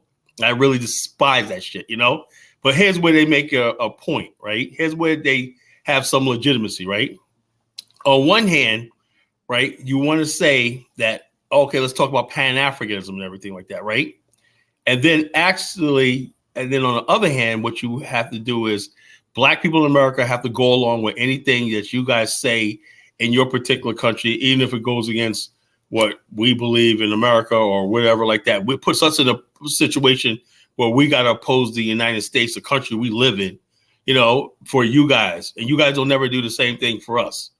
You know, you see how it works? In other words, basically, you guys want open borders for America. America's for the whole that don't want open borders. America's becoming more and more nationalistic. They care about their borders and everything like that. And I'm saying to myself, we can't fight this. We can't fight white America and basically protect you guys at the same time. Now, we want to have a Pan-African thing. We're going to talk about things in general that we both need and everything. That's fine, right? But when it comes down to stuff like United States foreign policy and stuff like that, we have no control over that. You know, we have no control over what the United States does in your country and what Trump does, what Biden does. Obama messed up Central America. He messed up what's the country down there? Guatemala. He messed up Honduras. He messed up all these countries and everything like that. And Black people gave this guy a vote twice. You know, so a lot of the problems we're having in America is because Black America are not politically educated on geopolitical things. I get that. You know, I get the fact that we don't know much about geopolitics and stuff like that, and we vote for it. Like Joe Biden's pushing the gay agenda in Africa. Do you really think what do you think about Joe Biden's? Kala, hold on. I know I'm interrupting you, but I'm letting you go. But I'm waiting for the question. A lot of things you're saying, I agree, and some I disagree. But I'm waiting for the question that you want. Okay, here's a question. Do you agree with Joe Biden's putting sanctions on Uganda for a thing? Because you're a Democrat, you're a leftist. You're obviously a leftist. You know. No. Let me correct you. No, I am not. I am. If I'm a Democrat, I'll be a centrist Democrat, but I'm more of an independent, progressive liberal. But if I'm a Democrat, okay. If you're a progressive liberal, the progressive liberal now is like, do you see the transgender stuff that's going on where schools or a gay agenda is taking over because the Democrats in power? Do you agree with the migrant crisis and whatnot? How they're taking money out of Black people's communities? Hold on. No, you asked me one question and you dogpiled on to another question. So let me answer it in the order that you asked, right? So as a progressive liberal, see, now you're more intelligent than Brandon and Dinus, right? Because if someone told me that, and I know progressive and I know liberals, right? I will ask the same question you asked. Like, hey, do you agree with the transgender this and the bathrooms? No, I don't, because I'm not. That's not something that I would be progressive in, right? Because I disagree with that. That's where I would be more conservative. I'll be more conservative because let me caveat to that, right? Now, at the same time, when someone says, okay, I agree with some of the stuff Trump talks about, does that mean the person like you slander say that we agree with discrimination against people of color, Muslims and all stuff like this? And do we support, like your claim is, like when you have the rebel flag up there, we support racists and terrorists and everything because somebody supports Trump? See how you can be conservative, but you don't agree with the extremist bullshit that goes on? Just like you want us to give you the benefit of the doubt that you are leftist progressive, but you don't agree with all the radical stuff. See how everybody else judge each other by the extremes? Yes, it should work. Yes, you're absolutely right. It should work both ways. But at the same time, not you, because I haven't heard you say that, but I've heard Dinah said that. I've heard Brandon said that. I don't care. I'll be with the racists. I'll be lovey-dovey buddy up with them. Belongs to transgender and this, that. Would you sound like a weak ass man? In my opinion, not you. I'm talking about Brandon because you're a father. We're men, right? Look what's going on in Uganda right now, right? There's that. I don't agree with now that's too far extreme. Well, I'm going to kill people, members of the LGBT community, right? I don't agree with that either. Yeah, that's too extreme. You know But that's what I'm their country, though. Yeah, that's too extreme. But I'm not gonna be like Brandon or Diane and say, "Well, I don't care about being up under racist and stuff like that." As long as this whole LGBTQ thing, you're just a one issue voter, and that's extremely childlike. That's like nanny boo boo. What's a lot of people. To be honest with you, bro, a lot of people are like that. All it takes is just one thing to piss people off, and that's their agenda. You know, that whole the LGBTQ stuff, the transgender, that has pissed a lot of people off, man. And people like, is this Latino guy that's up here? Yeah, that's there. That's and I really got to go, man. But all right, what does he got to say? Radical, what's up? Yo, what's going on? I just wanted to just see what you guys were talking about. That's all. Oh no, we was talking about my whole thing is, like I said, I never heard Donald Trump say that he was a Muslim ban, which was an accusation he wants to ban Muslims. He said radical Islamic terrorists, right? You know, if he was a Muslim ban, then why would he have relationship with Saudi Arabia and Jordan? Which you were wrong on. When me and you and I first talked, I remember I got the tapes. I said, hey, look, Trump and Steve Bannon went to the Saudi. They sold nuclear arms to the Saudis and all that. And you said that didn't happen. I never said that. I think you got to be confused with somebody else. I believe the media ended up coining the term Muslim ban, and then I think Donald Trump just adopted it. But wasn't it the media first that said that? Yeah, that's exactly what I told him. I said the media was saying that it's a Muslim ban, and my understanding. I think the started to coin the term, and then I think Donald Trump just followed by it. I think that's my understanding. He's not a politician, so he didn't really care about what people thought about it. You know, that's what the problem was. You know, he didn't really go out there and say, "I'm not talking about Muslim ban and everything. I'm just talking about radicals." He just basically said Muslim ban, and he just ran with it. That's his problem. I don't think Donald Trump is smart. So, Kala, so let me ask you a question. What's the difference between Muslim and Islamic? No, when he said radical, look. I'm gonna tell you right now. No. I'm not talking about what Trump said. The difference between this, right, is the fact that Barack Obama has banned more Muslims, right, and is a prison and bombed more Muslims than Trump did. You know, if you look at Obama's record, right, he took out Gaddafi. He caused the Arab Spring uprising and everything like that. He completely remade the Islamic world, and also he basically put sanctions on Iran. So, hold on, Kala. I got you on mute. I asked you, what's the difference between Islamic and Muslim? You give. Well, I'm getting to that. The problem is it's all about the fact that Obama knew how to frame his words. He did the same thing Trump was. The American president doing the same. They're going to do the same thing. Trump didn't know how to freaking articulate because he's not a politician. So he just went with Muslim ban. He's a businessman. He don't understand all that. Barack Obama did this. All the stuff you accused Trump of being anti-Muslim, right? But he did it under a different guise, you know, of talking about freedom and liberty and all social justice and all that. That's the difference. All Trump says was he let the media put words in his mouth, say Muslim ban. He went around and said, oh, he's Muslim, he's anti-Muslim. But when you look at the policies, what actually transpired during Barack Obama's 8 years and Trump's 4 years, there was more war. We had no wars under Trump. We had all these wars under Obama in the Muslim world. You see the difference? No, I don't. Because you don't want to see the difference. Hold on, I'll let you talk. Let me talk now. Well, no, Obama. Number one, you didn't answer my question. I did answer. Number two, no, you didn't, because I asked you what's the difference between Islam and Muslim, and you didn't give me any definition. I said radical Islamic. You started talking about Obama. You started talking about Trump. A radical Latino. Do you understand where I'm coming from? I said radical Islamic terrorists, right? Yeah. And then the media coined the term Muslim ban. Yeah, I see. If I ask you what's the difference between a Big Mac and a Whopper, why the hell are you talking about fajita? Let radical Islamic, radical Latino talk. Okay, I'm here for the. I'm here to hear you guys out. So no, by all means, please go ahead. I'm not trying to hog up the mic. All right. Well, I'm gonna respond to what he said. So he has no Cal. You have no definition for it because we all know it's the same thing. It's like saying tomato, tomato, potato, potato. It's the same damn thing. And the reason was the whole false narrative about no wars under Trump and it was wars under Obama. Obama took over. George Bush's was George Bush, which it was George Bush's fault.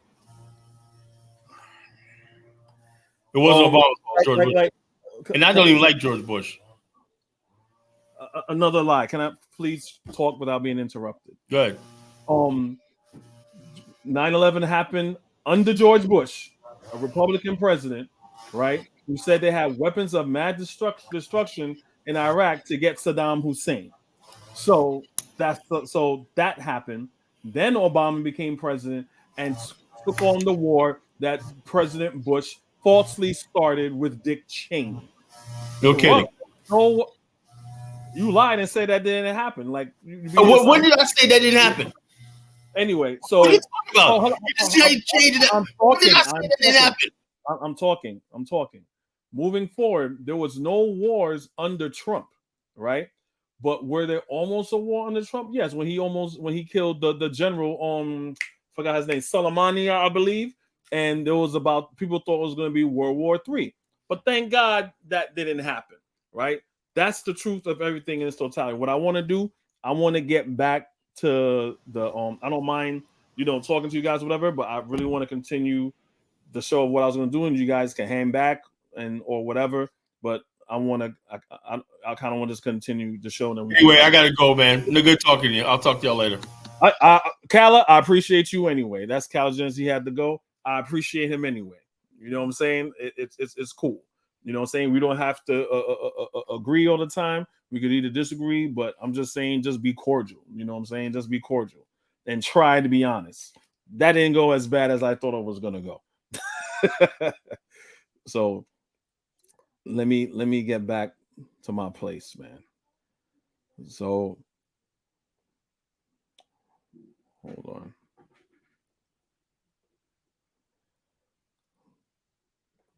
So basically,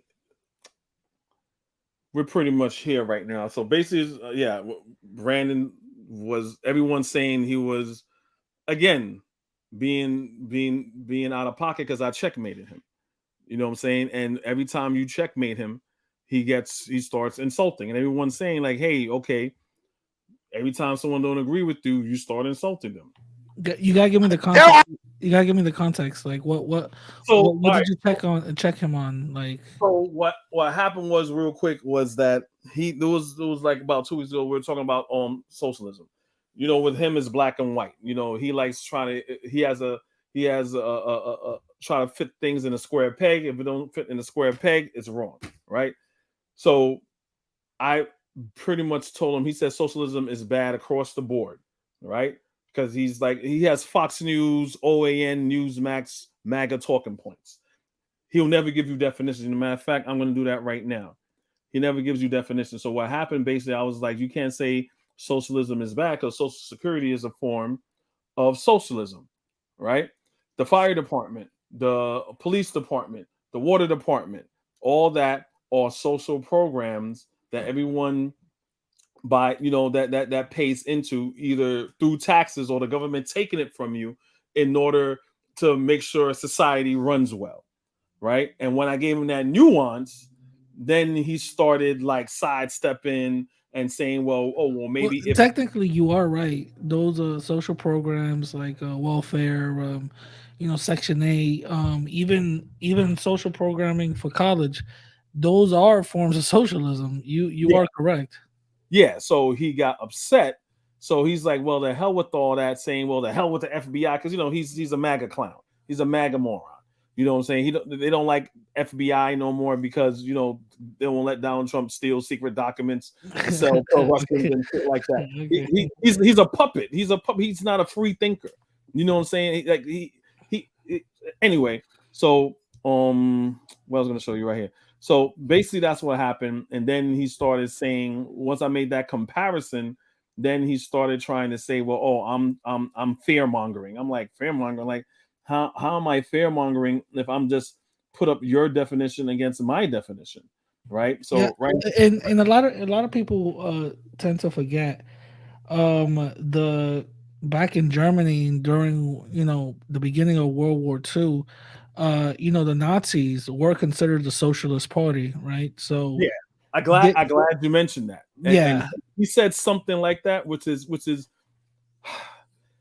Hitler ran on a populist platform, right? He ran on a yeah, populist platform, which was a people's party, which was a socialist party. That did not mean the party itself was the Nazi party. He no, of formed course the Nazi it party was within around that it. party. Yeah, Exactly. that's what he did, and historically speaking, all that other mumbo jumbo that Hitler was saying back in them days, that let's be honest, it wasn't true. He was just race baiting back in them days. Yeah. 100% of that was I must say 99% of it was not true. He was just a good speaker, a good orator, and people just really went to back for him because he was at that time very charismatic. Exactly. And that's not, And again. then World War One just finished off, so Germany. Oh didn't no, have yeah, of course, Germany money. is fucked up at this time. Exactly. Germany is Someone needs screwed. to point the finger at somebody. Exactly. So the whole fear mongering starts to happen. The reason why we're here is because of, the small hats and whatever the case is. So that doesn't equal socialism. The thing is that socialism was just the hook to get people in, and then that's when they start getting fed all this other BS. Now, did they practice socialism during that time in Germany? Of course, they were at that time. They were scientific mega minds. They were actually, inventing things and selling those inventions off to Japan, China, and everybody else. So Germany at that time became a powerhouse. And let's be very, very, very, like, historically speaking, let's be very, very frank. America was not number one at that time. America was like number 10, I'm gonna say. I wouldn't say number 10. I'll say they were in the like 6. Top 5. Yeah, top 5. But after World War II, America became number 1. And that's how the wealth of America started to become what it is today. You feel what I'm saying? But yeah, like everybody that likes to say socialism equals that it's it's incorrect. Yeah, so let me read the definition. Yeah, go ahead. My fault. No. You good.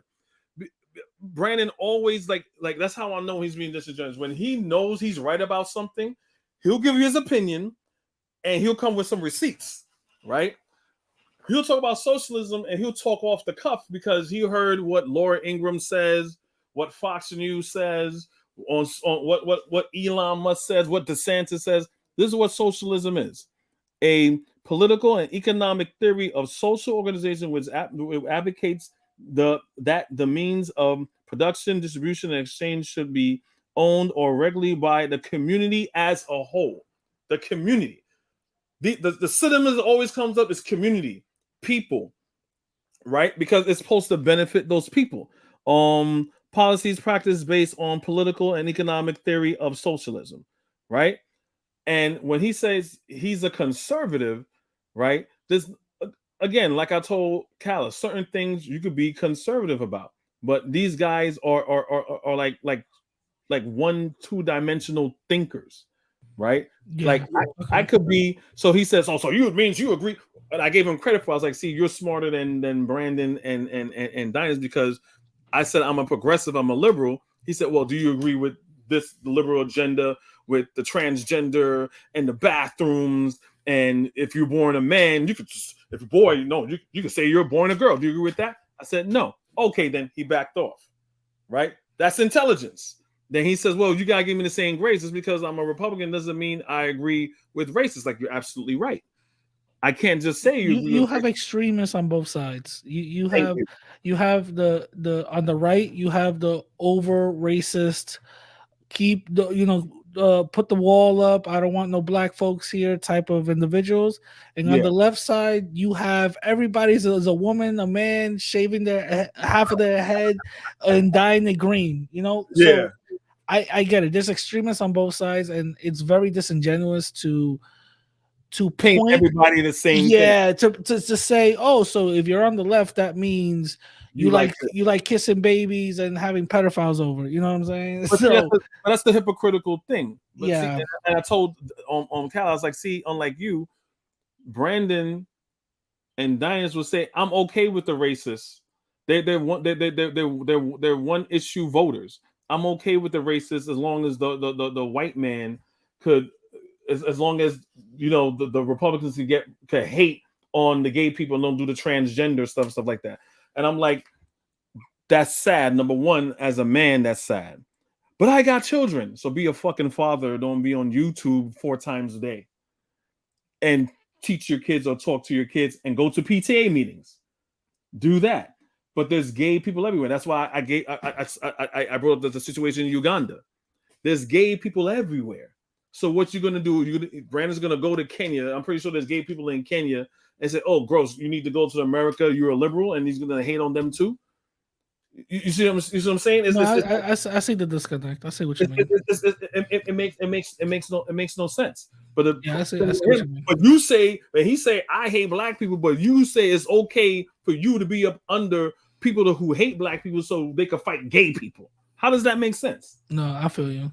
And when people say, "Oh, you're not a Pan-Africanist," and people is like, "Oh, I don't like that." He thinks it's because anyway. But that was a disconnect. So that was basically what everything was all about. Oh, basically. got it. Okay. Yeah, so that's why I showed those definitions. Like, mind you, I'm not on the right or on the left. I'm very moderate when it comes to my political views. I tend to lean a little bit more to a little bit more to the right because of I don't like this whole agenda thing that's happening right now. I don't like the fact that now everything is fucking racist. You know what I'm saying? Like, yeah, the boy who cried racist all the time. Yeah, exactly. Like, for example, this might be a hot take, but for example, that whole Jordan Neely thing, I didn't see the white dude doing that. Like, I don't see the white dude as racist. Now, was he supposed to kill him? No, he's supposed to go to jail because he killed somebody, for no goddamn reason. I'm from New York. I see homeless people bug out every fucking day. Does that give me the right to fucking kill somebody and choke them out? No. Yeah, we spoke about that. I don't see. You know what I'm saying? But see, this is the thing about people like us, right? Because when you don't know if people is being mistreating us because they're just assholes or they just don't like black people or Hispanics. Yeah. That's what we always got to think. It could just be like, if you talk to like, nah, that guy's just an asshole. You go, oh, okay. I thought because I was black or something. Like, nah, he's just an asshole. He does that to everybody. Yeah. You know what I'm saying? But with him, people could say, well, if he didn't say anything racist or anything like that, you can't say that. That's just a speculation.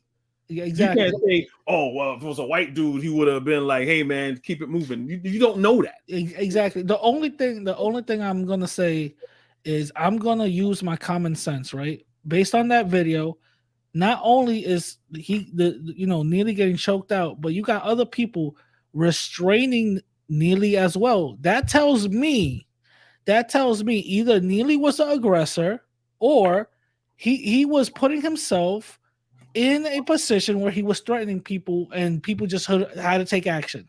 Well, he wasn't because no. I'm just saying based on the video. Yeah, that gives me those ideas.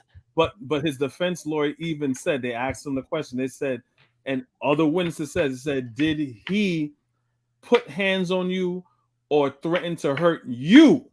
No. He said no. He just made me feel uncomfortable, so I yoked them up. Yeah, so see that, and that's the thing. And to me, that's where I believe he should go to jail. Yeah, because first of all, bro, I think exactly. Listen, I seen a bro. I swear to God, I saw 2 homeless people get into a fight. It was early in the morning in the goddamn 2 train, bro. This dude goes in with a fucking a black cobra, right? He goes in with a black, that $1 beer, that fucking piss ass beer. The King hood, Cobra. the hood liquor. Yeah. The King Cobra shit, bro. Yeah. First of all, it's 9 a.m. in the morning, bro. But you already know for this dude it's 4 p.m. You feel me? Yo, this dude comes in pissy, bro. Pissy, slurring his words. There was another homeless guy right next to the doors. In the little two table joint, the 2 chair joint, right next to the doors. Oh, he was on the old 2 train. Yeah, the old 2 train. Yeah, in he was in the little seat, the 2 joint, and this dude saw all this train and decided to sit right next to the other homeless guy. And this guy goes, "Excuse me, can you move your bags, please?" And the guy basically said, "Yo, go fuck yourself. No, you got other seats you sit on." Yo, they started a whole fight because of that, bro.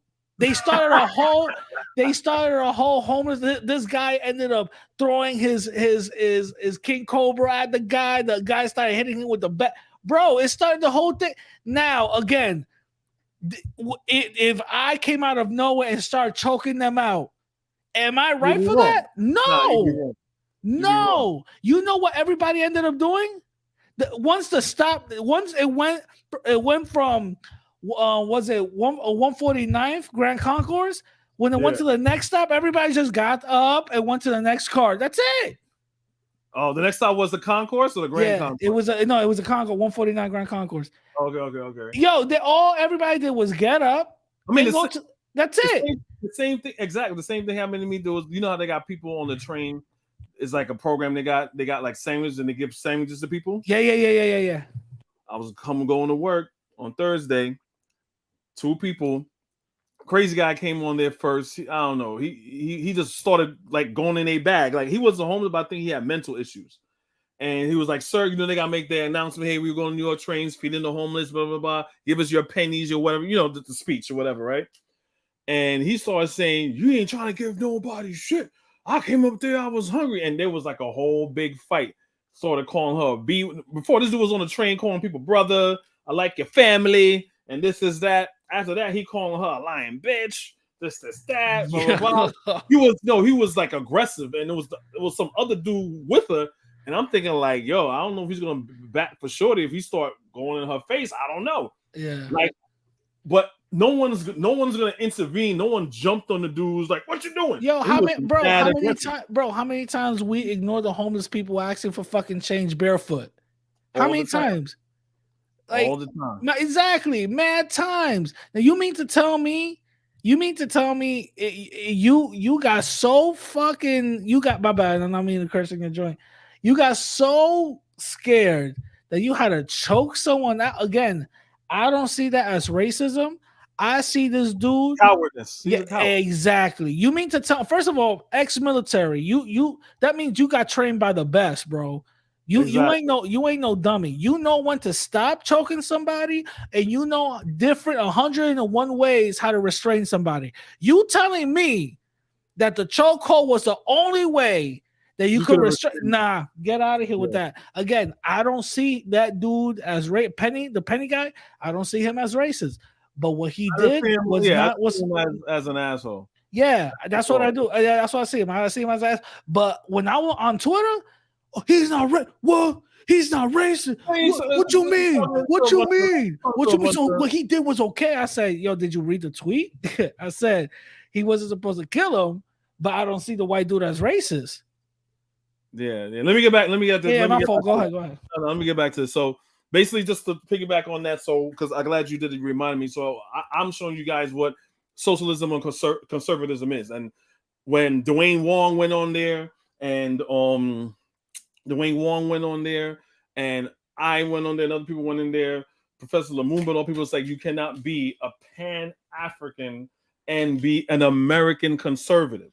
And why? Because conservatism is right here. It says commitment to traditional values. Whose traditional values? You're talking about American conservatism. It's to conserve. Conserve what? Traditional value. What are American traditional values? We're talking 1776. We're talking about make America great again. Bro, That's what we're talking about. Yo, the way you read it, and with that joint that you got with the little Confederate joint. Yeah. Yo, the way you read it. Yo, in my mind, all I heard you say was tradition, not hate. Tradition, not hate. Exactly. It's traditional values and ideas with opposition to change or innovation. Means I don't want to change. I think that conservative American values is men are in charge, women stay home, niggas stay in their place. That's conservatism, right? Opposition to change. You don't want to change. That's why I'm a progressive. So by default, if you're a non-white male in this country, by default, unless you got no spine or integrity, by default, you are a liberal, you are progressive. That's why amendments was made up. That's why we got the 14th Amendment, the 13th Amendment. That's why we got voting rights. Because why? All rights were for white men only, right? So if you're a conservative, no, it says it right there, with opposition to change or innovation. I don't want no change. I like how things the way they are. That's the definition of concern. So, and again, Brandon or any Black Republican will not tell you what the definition of a conservatism is. They will give you their definition like they're the authority when they are not the authority, right? So when I feel you.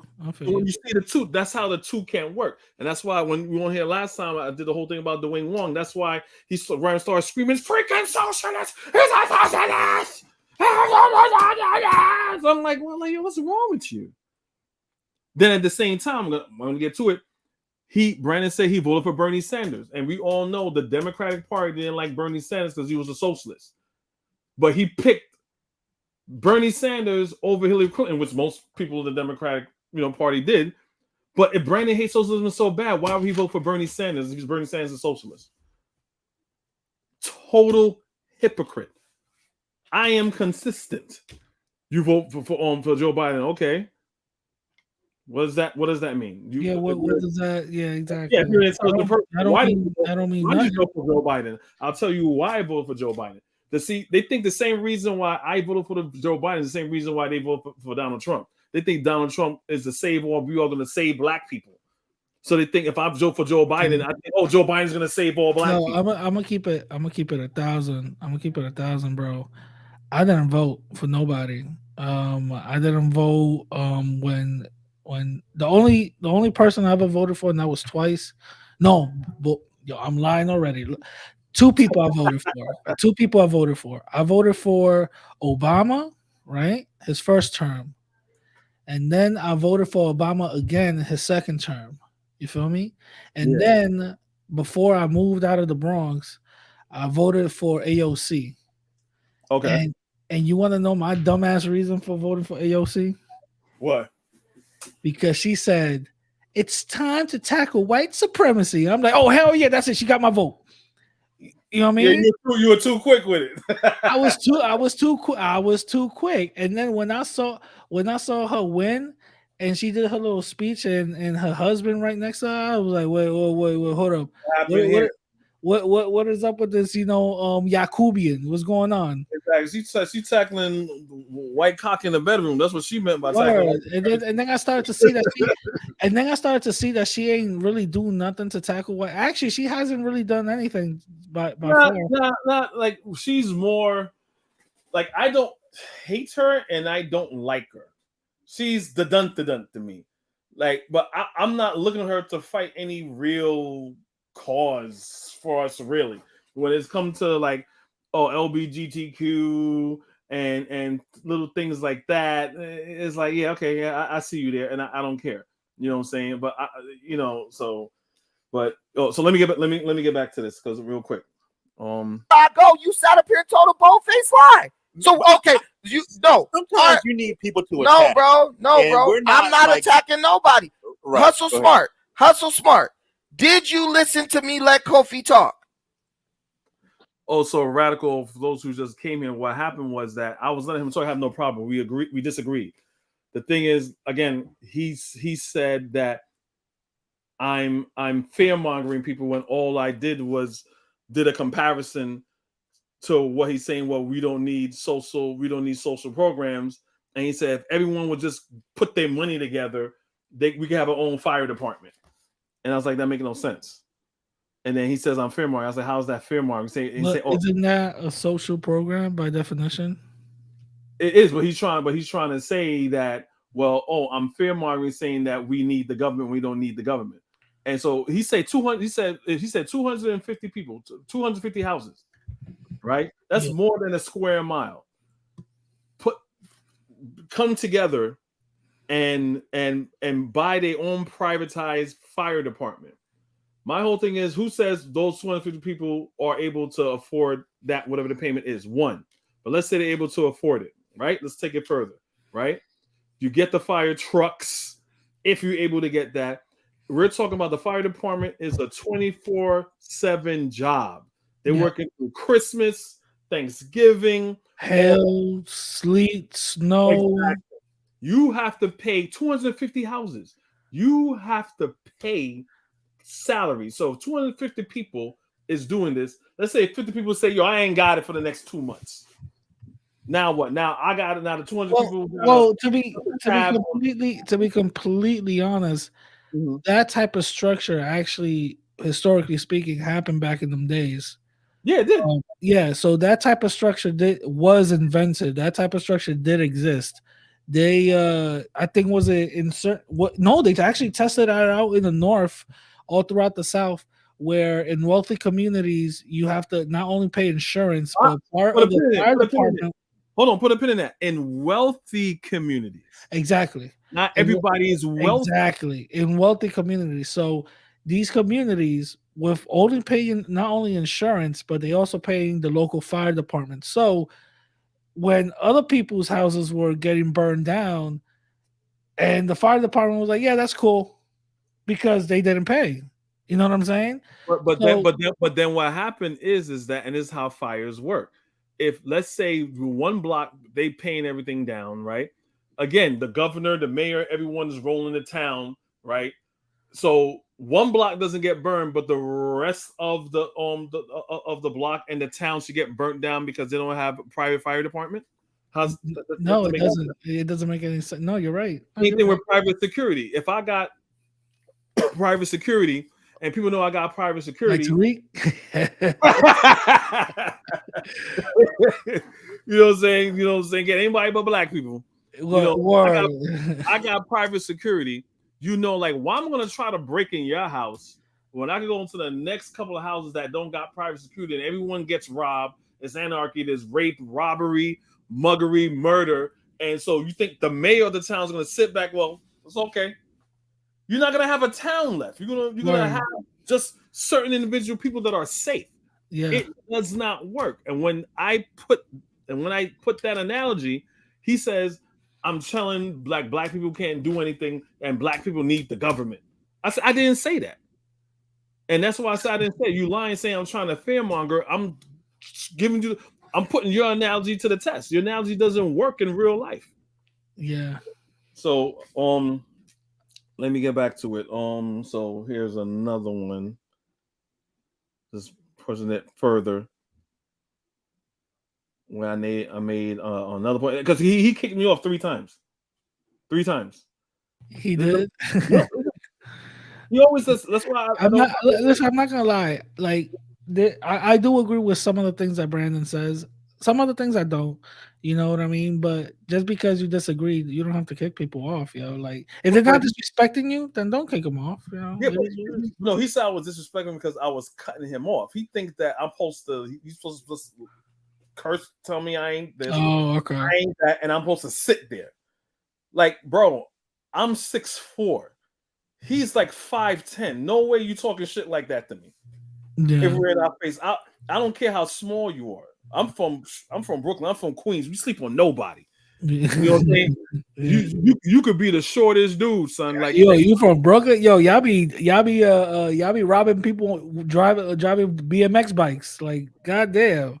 Yo, y'all don't play, son. I'm from Queens. We robbed someone we was cool with in kindergarten. Exactly. And they know your whole government name too. Like, yo, Kenny, why you doing this, bro? Yeah, yo, I'm telling you right now. I remember one time out in Long Island, like because I grew up in Queens too.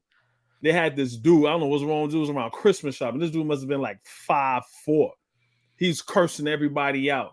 I'm like, yo, I just want to pay for this thing and leave. My boy, he was a CEO. He had his joint on him, right? So I'm walked past him. I was like, hey, miss, I just want to buy this. He's like, yo, fuck you doing? No.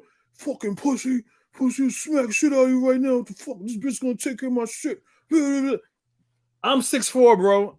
I was like, yo, the first thing was do was just yoke dude up and just punch him. I was like, nah, this dude is either crazy or he holding right now. What I do? I walked away. Yeah. I said, number one, I got a lot more to lose than you. I'm married. I got kids or whatever. You could kind of tell the dudes that be holding because one, their hand is always on the joint, either on their pocket or in the hoodie or whatever the case is. Exactly. And they're the only ones talking tough, bro. Exactly. I'm like, yo, no way you talking. So I left the store. I told my boy, I was like, yo, you got your shit on? He's like, yeah, man, I got my shit on. I'm like, all right, man, I'm about to go back in this spot. I think this dude is holding, he acting crazy. I say, he's wild. Yo, dude's like 5'4", talking greasy to me, man. He was like, okay. You know what I'm saying? So I'm not that type of, I'm gonna give you the same respect. You know what I'm saying? Like no matter what. So anyway, I'm just saying when it comes to him, like I wasn't. I feel you. Because I know he wants to. I know he doesn't want me to talk, but I'm not gonna sit there and have you insult me and say I'm doing something and me not saying that. That's the thing. You know what I'm saying? But anyway, go ahead. Yeah. Than everybody on this panel, not bragging, but I probably do. My taxes is this week was $583. You get what I'm saying? And I don't get none of that. Oh, real quick, this is the dude that owes the money, Sim Police. The whole thing with the whole when in the beginning when we were talking about Donald Trump and the Muslim ban and stuff like that. He's the one that owes me money. Back at the end of the year. I owe money every year.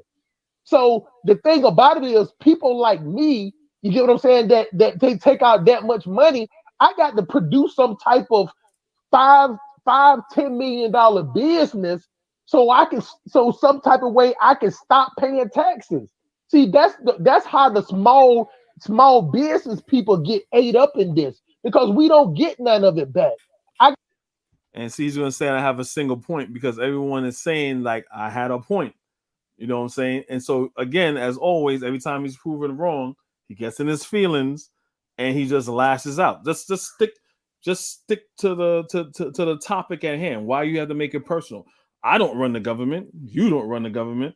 All we have is opinions on how the government should be ran, right? But don't get mad and upset when I point something out that is obviously the reality of the matter. I can't find Trishan with her 3 kids and get some of that money back. So not only do they take almost $7,000 a year from me, I owe $3,000 or $4,000 at the end of the year. While I see some hood rat with some fruity colored Jamaican flag bag. Hey, I tell you what though, if you he been hanging around Tariq too. And he loves Tariq. Hey, jiu-jitsu ain't gonna save you. Listen, right. Look, that treadmill ain't gonna save him. But look, the whole thing I'm saying is I want RF to tell me. Kofi made some good points. Everybody said that. We love doing that. We love kind of like giving a little grace to like people who just be totally wrong. Tell me the good point Kofi made. Kofi said, Brandon, this all he said. You're a hypocrite because you don't like Social Security, but you're going to collect Social Security when it's your turn to. And I said, I have no choice. They're taking it out of my. I didn't say that. I said that he hates socialism and saying, so if you hate socialism, right? Because he's lying again. If you hate socialism, right, you're going to gladly take that Social Security check when it comes time. If you hate it, but they took it from me, so I'm going to take it back. Nah, boycott it. Like, be honest. You want to collect it because they took it from you? Yeah, obviously, right? But there's also other social programs which led us down this road again of him wanting to privatize everything when there's obviously taxes being charged, state taxes and federal taxes as a form of a socialistic policy. My check against my will. If they gave me an option for them to stop taking that out of my check and for me to be able to just make my own way with it, I would prefer to do that. So, all right, if I'm gonna let you. Let me make a quick point. Let me make a quick point to defend Kofi, Brandon. All right, go ahead. I think what Kofi is trying to say, and a lot of black people do feel this way. If we shut down the government, that will bring power to the Pookies and the Ray Rays in the community. Because now it's, I can't call the white man on you. I got to deal. Do black people realize that they have chose the Latinos? That's the question that a lot of black people do, because if they did, it's nowhere in the world you would vote for almost 2-1. And the system is choosing, especially the Democratic Party, is choosing the Latino, trying to do everything they can to make the Latinos comfortable. And then seeing that the Latinos outnumber us almost 2-1, if we know this, then why would we vote for our own demise? Because how do you feel about that, Radical Latino, about that, about saying that Brandon agrees with that too? We shouldn't be voting for Democrats because Democrats are favoring Latinos. So let's go over to a Republican Party that hates Latinos and want to and demonize Latinos. Like, how do you feel about that? When hear him saying this? Well, to be completely honest, the Latino community is turning red. To be completely honest, there are conversations about the Democratic Party favoring more LGBT type of rights and LGBT people. Even though in the news you're hearing immigration this and immigration that, is usually European immigrants that are coming over here in the boatloads. Like, for example, the Ukrainians, because that war is still going on over there. So they're getting shipped over here in the boatload. Even the Afghans were the first. Oh yeah, of course. People first, yeah. So that's the reason why a lot of Latinos are going to the Republican Party, because they felt like the Democratic Party has pretty much abandoned them. If you saw part of the early, voting that happened with each state, you saw that Latinos went from on when Donald Trump and this dude were going Biden, right? Latinos voted for the Democrats 68 out of 57. So 57 went red, 68 stayed Democrat. Okay. Now it was 63 to 60. I think was it 63 to like 50 something, right? So you start to see that shift of Latinos actually going to the Republican Party, not because of either racism or whatever the case is. The Republican Party is even though a lot of it goes against our interest, like a bunch of dumbasses, right? Because look what happened voting red, and look what happened in Florida. You know what I'm saying? Yeah. But the reason why a lot of Latinos who are here, who are non-immigrants, the reason why they're going to the Republican Party is because they're promising more jobs. They're promising more opportunities. They're also promising none of this little COVID bullshit is going to stop their business. So that's what they're promising. And they're seeing that as a win-win. They're seeing that as a beneficial, positive thing. So that's the reason why they're going to the Republican Party, because Latinos right now are saying, okay, Democrats, what do you got for us? Oh, yeah, well, we have immigration rights. Yeah, well, we're not benefiting from that. What else you got? So basically, it's a split. So you have Hispanics, people that are here that are non-immigrants, that you're saying will probably lean a little bit more Republican, versus the Hispanic Latino immigrants that will mostly lean Democrat, because to what Kala is saying was another thing I disagree. When when it comes to black people, Hispanic people, maybe. Well, you want open borders. I don't know any. I don't know nothing about. I haven't. All the Latinos that I spoke to don't want open borders. Yeah. And this is the thing. And I don't know. Again, they have their head under a rock because I remember when people voted for Trump, there were so many stories that people that voted for Donald Trump, you had Hispanics, Mexicans, and other people that say, "Oh, not me, not me." He's talking about the other ones. He's talking about the MS-13s. He's talking about which the is cartel. stupid, which is dumb. He sent their asses right back to Mexico. Yeah. All back. I remember they had this guy. He had a deal with immigration. He was living in the country for like about 10 years. He had a business here. All they said you have to do is once a year check in with us, whatever, that's it. And you live your life and come back every year. The year he came in, they're like, bye, wetback. Don't come back. Like, whoa, what you doing? He's like, it's a new day, boy. Goodbye. Yeah. And this was happening to a lot. And these are people who voted for Donald Trump. These were like border states. Yeah. And again, it goes against our best interests because you have a red politician saying, we're gonna stop the borders and all this other stuff, but then they don't understand. This is what a lot of Latinos who vote red don't understand. They don't see you the same. Exactly. They don't see you the same, and that's when that whole disconnect happens. When they do get deported, that's when they'll go to my channel and be like, "You were right, radical." My daddy didn't see me the same. For example, since I started my channel, I've been saying from the start, Latinos, we're not Spanish. Speak Spanish. That does not mean that we are Spanish. I have that same look. My wife is Panamanian, right? Panamanian Jamaican. My kid's godmother is Puerto Rican, right? So there's a lot of Hispanic influence in my family, and my wife knows what I mean. My wife is black, obviously, whatever. Yeah. But I've been doing this forever. I didn't mean to cut you off, but I think I know what you're gonna say. I was like, you speaking Spanish does not make you Spanish. No one. So when people say, "Hey, look," and white people do this too. It's only black people and Hispanic people do this. We'll say, "Hey, the Spanish guy," knowing he's Dominican.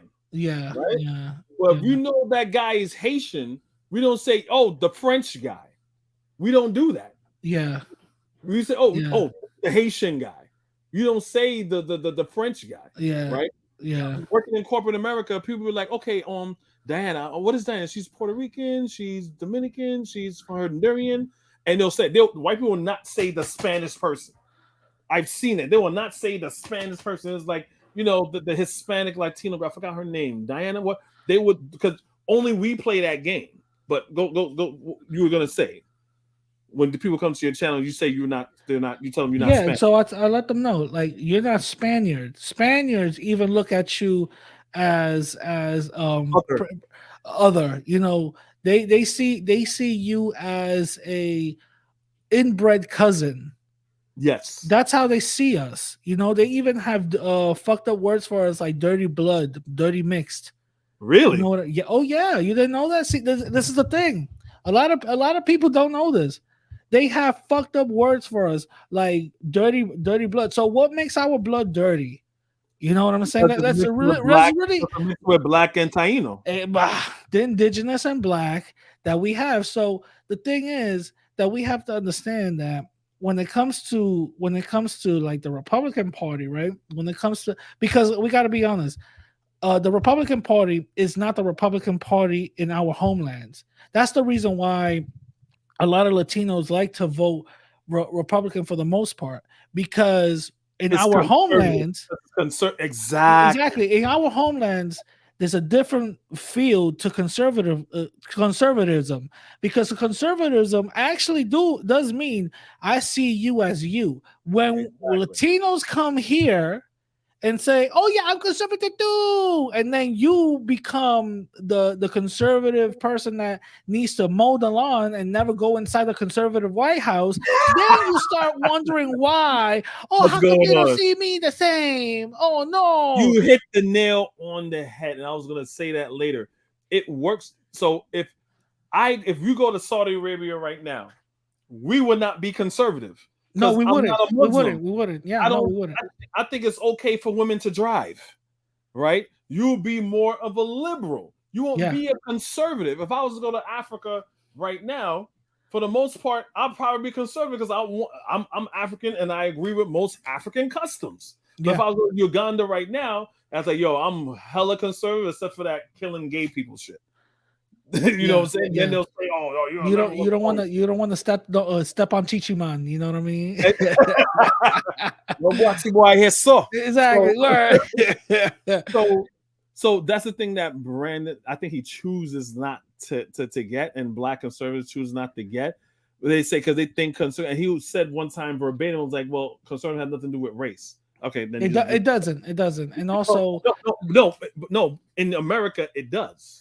Oh no, it does. Here in America, it doesn't. And this is what I was trying to say, that in our home countries, Africa, right, South America, the Caribbean, the ideologies and political, left and right are very different from America. Because we have to be. Let's be honest, bro. Kofi, let's be honest. America is race-based, bro. Yeah, everything is black and white. Is there racism in our home countries? Of course. There's racism in the Caribbean, South America, Africa. Of course. Yeah. But it's not embedded into the political system like it is here. Yeah, depend. Like my country is a little bit different, and I spoke about this in my last live, and I was it's extreme race. It goes really for especially African countries, and when Brandon says Guyana is a shithole country, it ain't shit. They don't fight and this that. He don't know anything about the history. Saying we voted for the Indians to come in. He said a whole bunch of dumb shit and stuff like that. In my last live, I was like, we're actually doing something that Black Americans. I don't advocate violence or anything like that. But if you believe in an eye for an eye and a tooth. Oh wait, I think. Wait a minute. FBA Bug Broken got it right. I think he said mudblood. It's something like that, but call the Spaniards call Latin Americans having dirty blood, or in Spanish it's called sangre sucia. Okay. So they pretty much goes like, oh, you got dirty blood, you know what I'm saying? And on top of all of that, there's actually the Spaniards that said it. So when you go into Madrid or Barcelona, yeah. If they find out, first of all, they're gonna know by the way you speak Spanish. They're gonna know automatically. Yeah, it's a different dialect of Spanish. Yeah, exactly. They're gonna know automatically, right? Just your different dialect and all this other stuff. If you don't speak, Castellano with a little lift, like that, it's over, right? It's over for you. And there's been plenty of incidences where racism was in display, and I think that I even have a video on my channel where there's a Spaniard telling this Mexican lady straight up, "You're not us. Stop cosplaying." Straight up. And I said, this is what I mean. This is what the fuck I like. I like my racism, right? I like my racism out in the open. Yeah. You know what I'm saying? But you kind of expect that when you're going there. Like me, any non-white person who knows what's going on. If I go to like a place that's a completely white space, I gotta be on my extra P's and Q's. Of course, because I don't know, how they're gonna, let's be honest. Let's be honest, bro. I understand Brandon's position when it comes to like conservatism and going on the right. We also have to be very honest. Majority of them people are just gonna use black folks who are on the right as just they talking heads and all that. In reality, he's playing with that. But see, I don't give him no leeway, no room. Yeah, because many a times he has said, "I don't care. Call me racist as long as I don't want to be down with the trans." Which again, most you got all of the groomers, all of the people that do the sex trafficking, all of them are on the right. That's what I don't That's what I don't understand. Fuentes, you know, saying Donald Trump saying he want to fuck his daughter, but Donald Trump saying the groomer, Jeffrey Epstein, the biggest groomer ever. He said, "I wish her well," and people went back to him and said, "What do you mean wish her well?" He wanted an interview, say, "What's wrong with me wishing her well?" And these fools gonna say, "But Joe, name one policy that Joe Biden is pushing as LGBTQ." I'll wait. I'm not talking lip service. Oh, lip service. What policy? I think. Well, there's no policy. Well, I don't know about policies, but but this is what they're saying. They're saying that Joe Biden is putting policy.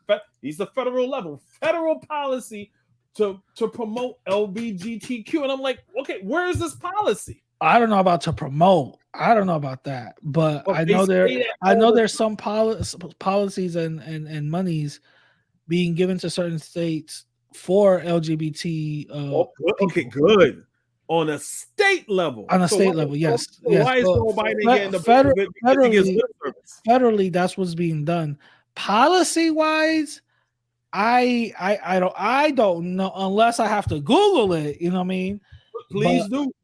I even did a live on Thursday for like a year now. Fox News has been on the low, been promoting LGBTQ. When Donald Trump was running, he has a nice pride flag bouncing it all around. So them saying Fox News is the champion and they fight against LGBTQ is nonsense. So the only thing that I see right now, it says President Biden to sign historic exclusive order advancing LGBTQ equality during Pride Month, and pretty much this is just a bill that's going to be sent to high LGBTQ states like New York, California, Florida, Boston is in this, Pennsylvania.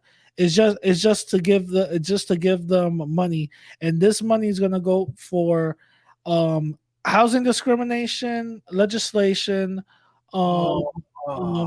conservation therapy, historic.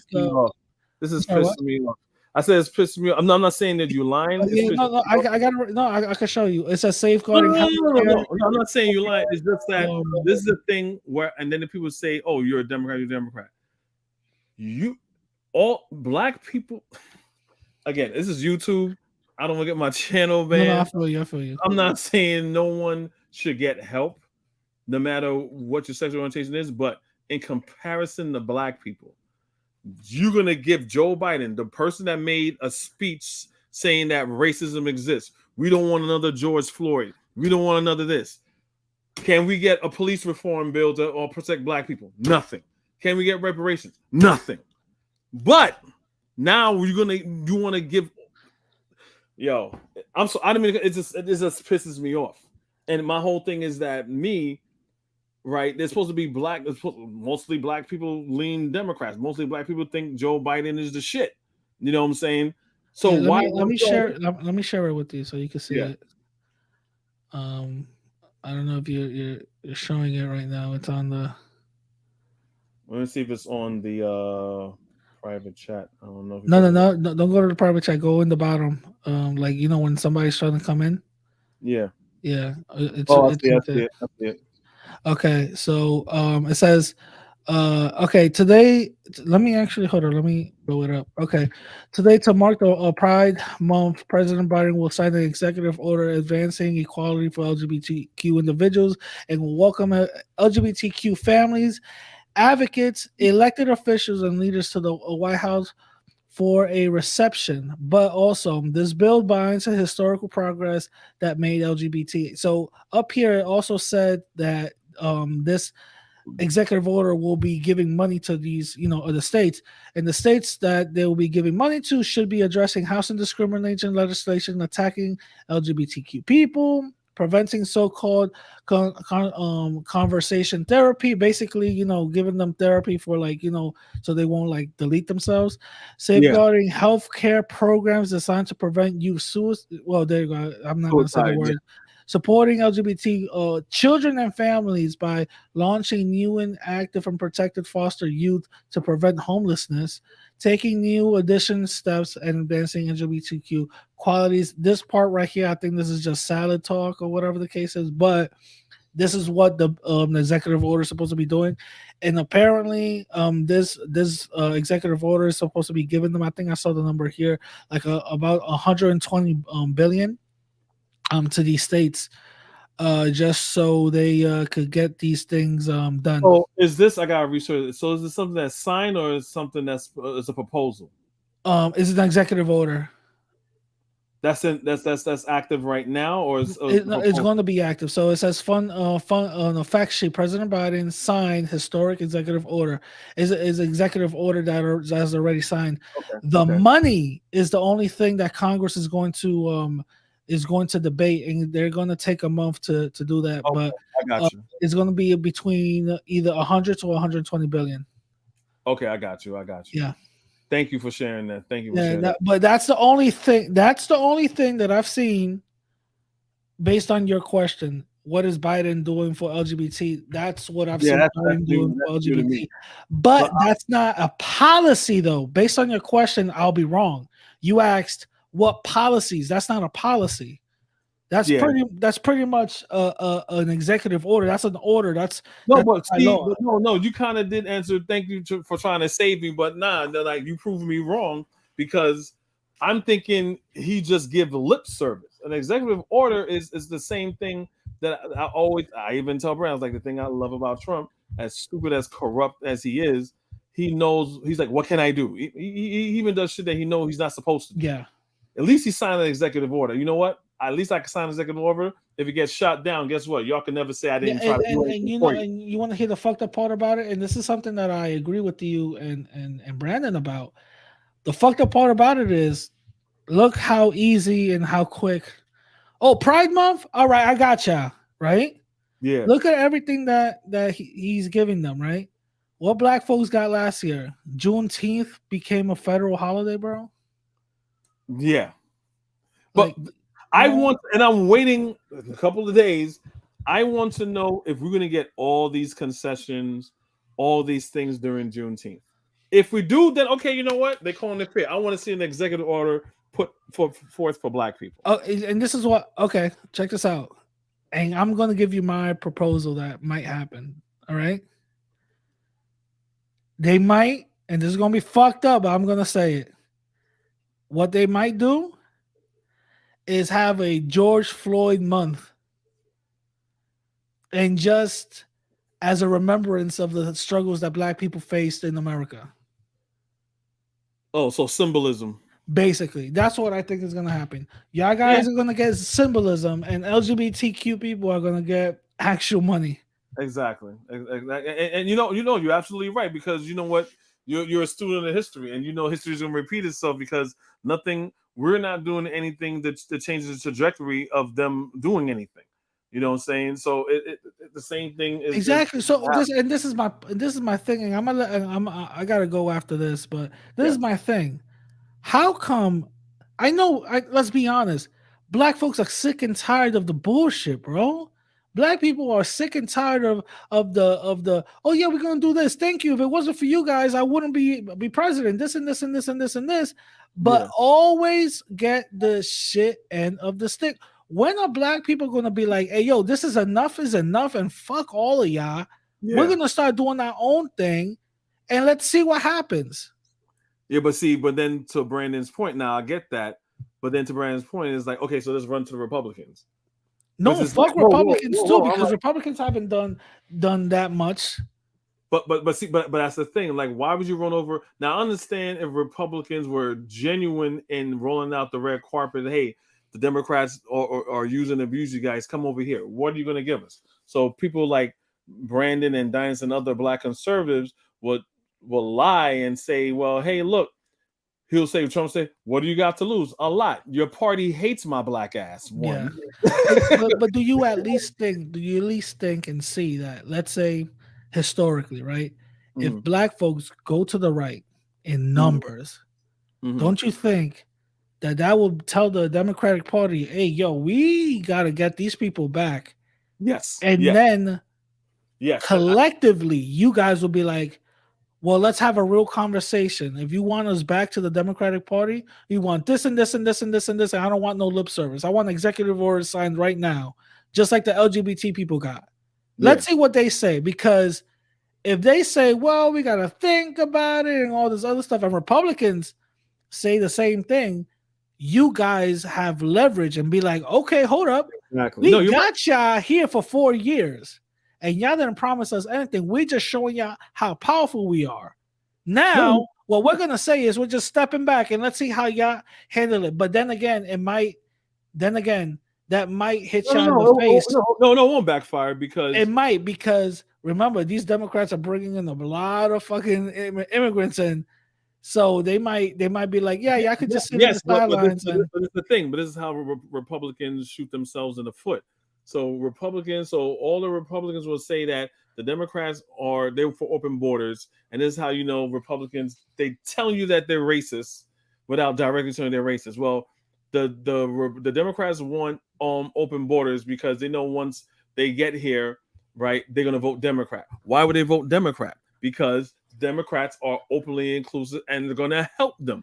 The Republicans are gonna say, I ain't gonna help no goddamn immigrants. So of course you vote for the other side. They're telling them themselves. Yeah. So it's like you will have the Hispanics, people that are already here that kind of lean to the right, but all the new ones coming in is gonna go straight to the Democratic Party because when they get here, it's like, who's championing me to get here? Who's having my family come here? Oh, the Democrats. Oh, the Republicans don't want me to want to build a wall. Oh, fuck the Republicans. Yeah. So they tell them, so they don't care. They tell you from the gate, like, we want our party to be as white as possible. And if you're a black or brown person, you better be kissing the pink behind. That's what they're saying. So that tactic that you're saying could work, because number one, I'll be proud of black people if they do that. If they do it strategically, because it means that we could work together, move over to the other side. So like, hey, look, we could move collectively in numbers, and we could stay here. And that gives the Republicans opportunity to be like, oh wow, we got all these niggers here, but we don't like them. But let's use them as a political pawns, right? Let's use them as political pawns. Hey, listen, I would like to see that happen. If the race is South, you know, saw that how they could still use them slaves to fight their war. If they saw the beneficial, the benefits of a body, of just having a body there, just fuck it. Hey, you fighting for us, right? If they know that, then I know for a fact they know the power of a person voting, that voting right that's never done that before. They know the power. And let's be honest, Trump historically had 18% of black folks vote for him. So that's actually that's not even heard of anymore. You know what I mean? So at least that's something of a shift. But let's see what they say this time around. But anyway, listen, I'm gonna have to go. But right, yo, I'm gonna catch you later. Yo, good luck on the stream, man. Thanks for coming. Yeah, thank you. Thanks for coming. Yeah, I agree with Afro Latino. The thing with that would be is that once black people make all that move to the Republican Party, is a Republican Party going to be so hateful not to see an opportunity to keep those potential black Republicans like, wow, they all came over here. Now we got to do things to keep them. Would they give us concessions, or are they going to be too racist to give us something of 40 acres and a mule for us to keep? To me, that's the very interesting question right there that I'm very curious to see if it will happen. I would like to see it, but I think that wouldn't happen because there'll be a lot of party infighting, because we're talking about black people that have some sort of self-respect and racial pride versus the black Republicans that have no self-respect or no kind of racial pride coming together and clashing, along with the other white racists and all this other stuff that think that we're still 3/5 of a human and stuff like that. So that'll be an interesting thing happen if all the black people move to the Republican Party. Are they gonna play politics, or they're gonna play identity politics and just typical racism and just again chase black people on the other aisle? But that's a good thing. But I'm gonna continue with. I don't have that much more to go, y'all. I'm about to play the rest of this. I've been going on late. Wow. It's been late. All right. I don't give a damn if every Republican is racist. So you will vote for a smiling person that is putting the Again, this is a person that got no racial integrity or pride. He said he doesn't care if every Republican is racist. He's going to be all up under their nut sacks and everything, just so they could fight. A white man could fight a battle about some LGBTQ people around him. Like, these dudes act like they sound like they're straight people that live in the village and in San Francisco, and they can't live nowhere else because they got all these gay people all around them. Like, this doesn't make sense. These are one issue voters. These are one issue voters, people who are that are not men.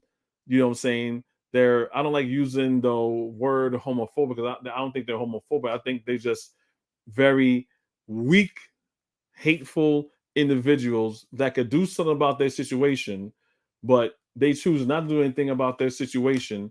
They're going to let white daddy take care of their situation politically because they feel gay men and gay people are emasculating them in some way, shape, or form. other group of people when we used to be the second minority, and now we are the third. The third. It is 42 million black people, and it's at least 75 million Latinos. We didn't even talk about the ones in hiding. We didn't even talk about the million at the border. You get what I'm saying? But you would vote for that party that sit up there talk about, hey, we need to get them free benefits, free health benefits, and we sit up here struggling. I just don't understand that. Somebody need to explain to me how you still, if I don't care, if every Republican got a robe on his, a white robe on his head, but he still is not voting for your demise. The Democratic Party is telling you. He told them in a Zoom call. President Biden and Al Sharpton, term skinny, malnutrition, used to be fat ass, told them straight up. You can look it up. It's not hidden that y'all need to come. He's telling the black, y'all quote unquote black leaders that y'all need to concentrate on the Latinos. Well, and we just had that conversation because we all know that there's an influx. We all agree that there's an influx of Hispanic people coming in. The Republicans, I just finished speaking that with Radical Latino. The Republicans don't want, are racist, obviously. They're telling you they don't want to do anything for Hispanics for no reason. Not even use them as a workforce, not even use them as a political base. They just hate them just because they're Hispanic and they want nothing to do with them. So if you are in fear of being disenfranchised, or you don't want any competition, and you know you're not top of your game, and that's black people as a whole in America, yeah, I can understand why you see that as a threat. Okay, so what I'm gonna he made some valid points. Wait. So what I'm gonna do is, normally I say something, but I'm not. I'm gonna start doing this instead. New format. I'm gonna let the Democrats answer that. So we'll start with Kofi, then we'll move over to Alan. Go ahead, Kofi, answer that. Why do we keep supporting Democrats when we know that the Democrats pretty basically have chosen the Latino voter over the black voter, and we're basically getting pushed out? Why still support Democrats, Kofi? I didn't come on here for that. You can insult me and then say that. Go ahead, Alan. You see? So he kicked me out the first time, right? Because he insulted me saying that I'm trying to fearmonger. So I'm coming back, waiting for my turn to pick up where I left off. He's going to ask me a question to a conversation and a back and forth that has nothing to do with me. So you heard what I said. So now I'm going to answer his question. He wants to forget about all what I said before because, again, he's running. He always runs from me. He's dishonest. That's why people don't come. The people don't debate him. It's an echo chamber. If you don't say what he's gonna wants you to hear, he's gonna get emotional like a child, and he's gonna start calling you names, and then we go down this path where he's just kicking you off the panel because he always talk about being a man. He's not a man. He gives into his emotion. and I don't like that sounds sexist, but he gives into his emotion like a female or someone that's I'm not even saying he gives into his emotion like an undisciplined person. That's better. He's very undisciplined emotionally. He has to lash it out. He has no filter. He has no discipline. It's people like this that needs to go into the army and the military. I tell my children that. This is something my 15-year-old son would do. Well, I'm mad, so I'm gonna take my ball home. And I was like, you gotta be better than that. You just can't give in to your emotions, and this is what he's doing. What? That didn't even make sense. Because, and of course it didn't make sense with your broke ass, is because he cut me off. That's why I got him out of here. Go ahead, Alan. Can I answer it? Yeah, listen, I'm giving. See, this is the hard part. Everybody, Brandon, you talk too much. I talk because I know that these people don't really got no real reason why they doing what they doing. They just doing it. Go ahead, Alan. Can you help us? And I'll let Golden Jaguar go to, and everybody who's here, LA Barrett, you too. Alan, go ahead, or RF, go ahead, and why keep supporting Democrat when the Democrats have made it clear that they're punishing people for being successful and responsible? Because the United States wants punishing people for being successful and punishing people as well. Just help the government. Might as well just hope the government could take enough from the rich people to give me a little something extra. This is where we're at right now. People are just dumb, looking for a handout. And guess what? Like my grandma used to say, it's going to tell on you before you tell on it. And we just got to learn the hard way. But yeah, if they let that shit pass, this will be a communist country, bro. Dude, because that's you're going to punish people for being successful. Out of your check. The United States, Brandon, that's $15,000 that you could have used. The United States is punishing people for being successful and responsible because the United States wants to encourage a environment, build an environment of degeneracy. So he says United States again. This dude sound like a January 6th Breitbart alt-right QAnon insurrectionist. Now it's all the United States, right? This is too easy, y'all. This is a MAGA moron, right? It's a MAGA minion. This is a MAGA cultist right now. So he has no problem when Donald Trump was in power, not rewarding the average man whatsoever, to the point where he was giving away all types of corporate tax cuts, tax breaks, taking down regulations so corporations can do more business and stuff like that. When has America ever punished the rich? America is based upon capitalism. It's based upon the rich. So what he's saying is absolutely making no sense whatsoever. But hey, we're talking about Republicans. Irresponsible behavior. Because we support degeneracy in the black community, Brandon. We support it. We don't just support it. We defend that shit with our lives. But guys, listen, I gotta go. We fund it. Right, I gotta go. We're gonna do another show later on. We're gonna do the show about whether black immigrants can save Black America. We're gonna do that later on tonight. So let me end this, so I'm not doing like 5 hours. Can y'all? See, and again, he I don't know if you forgot that I'm there. I came on again, third time. Dude is scared of me. Because he loses with me every time. Hey, am I able to talk right now, or are you still scared for me to talk? Kick me out the third time.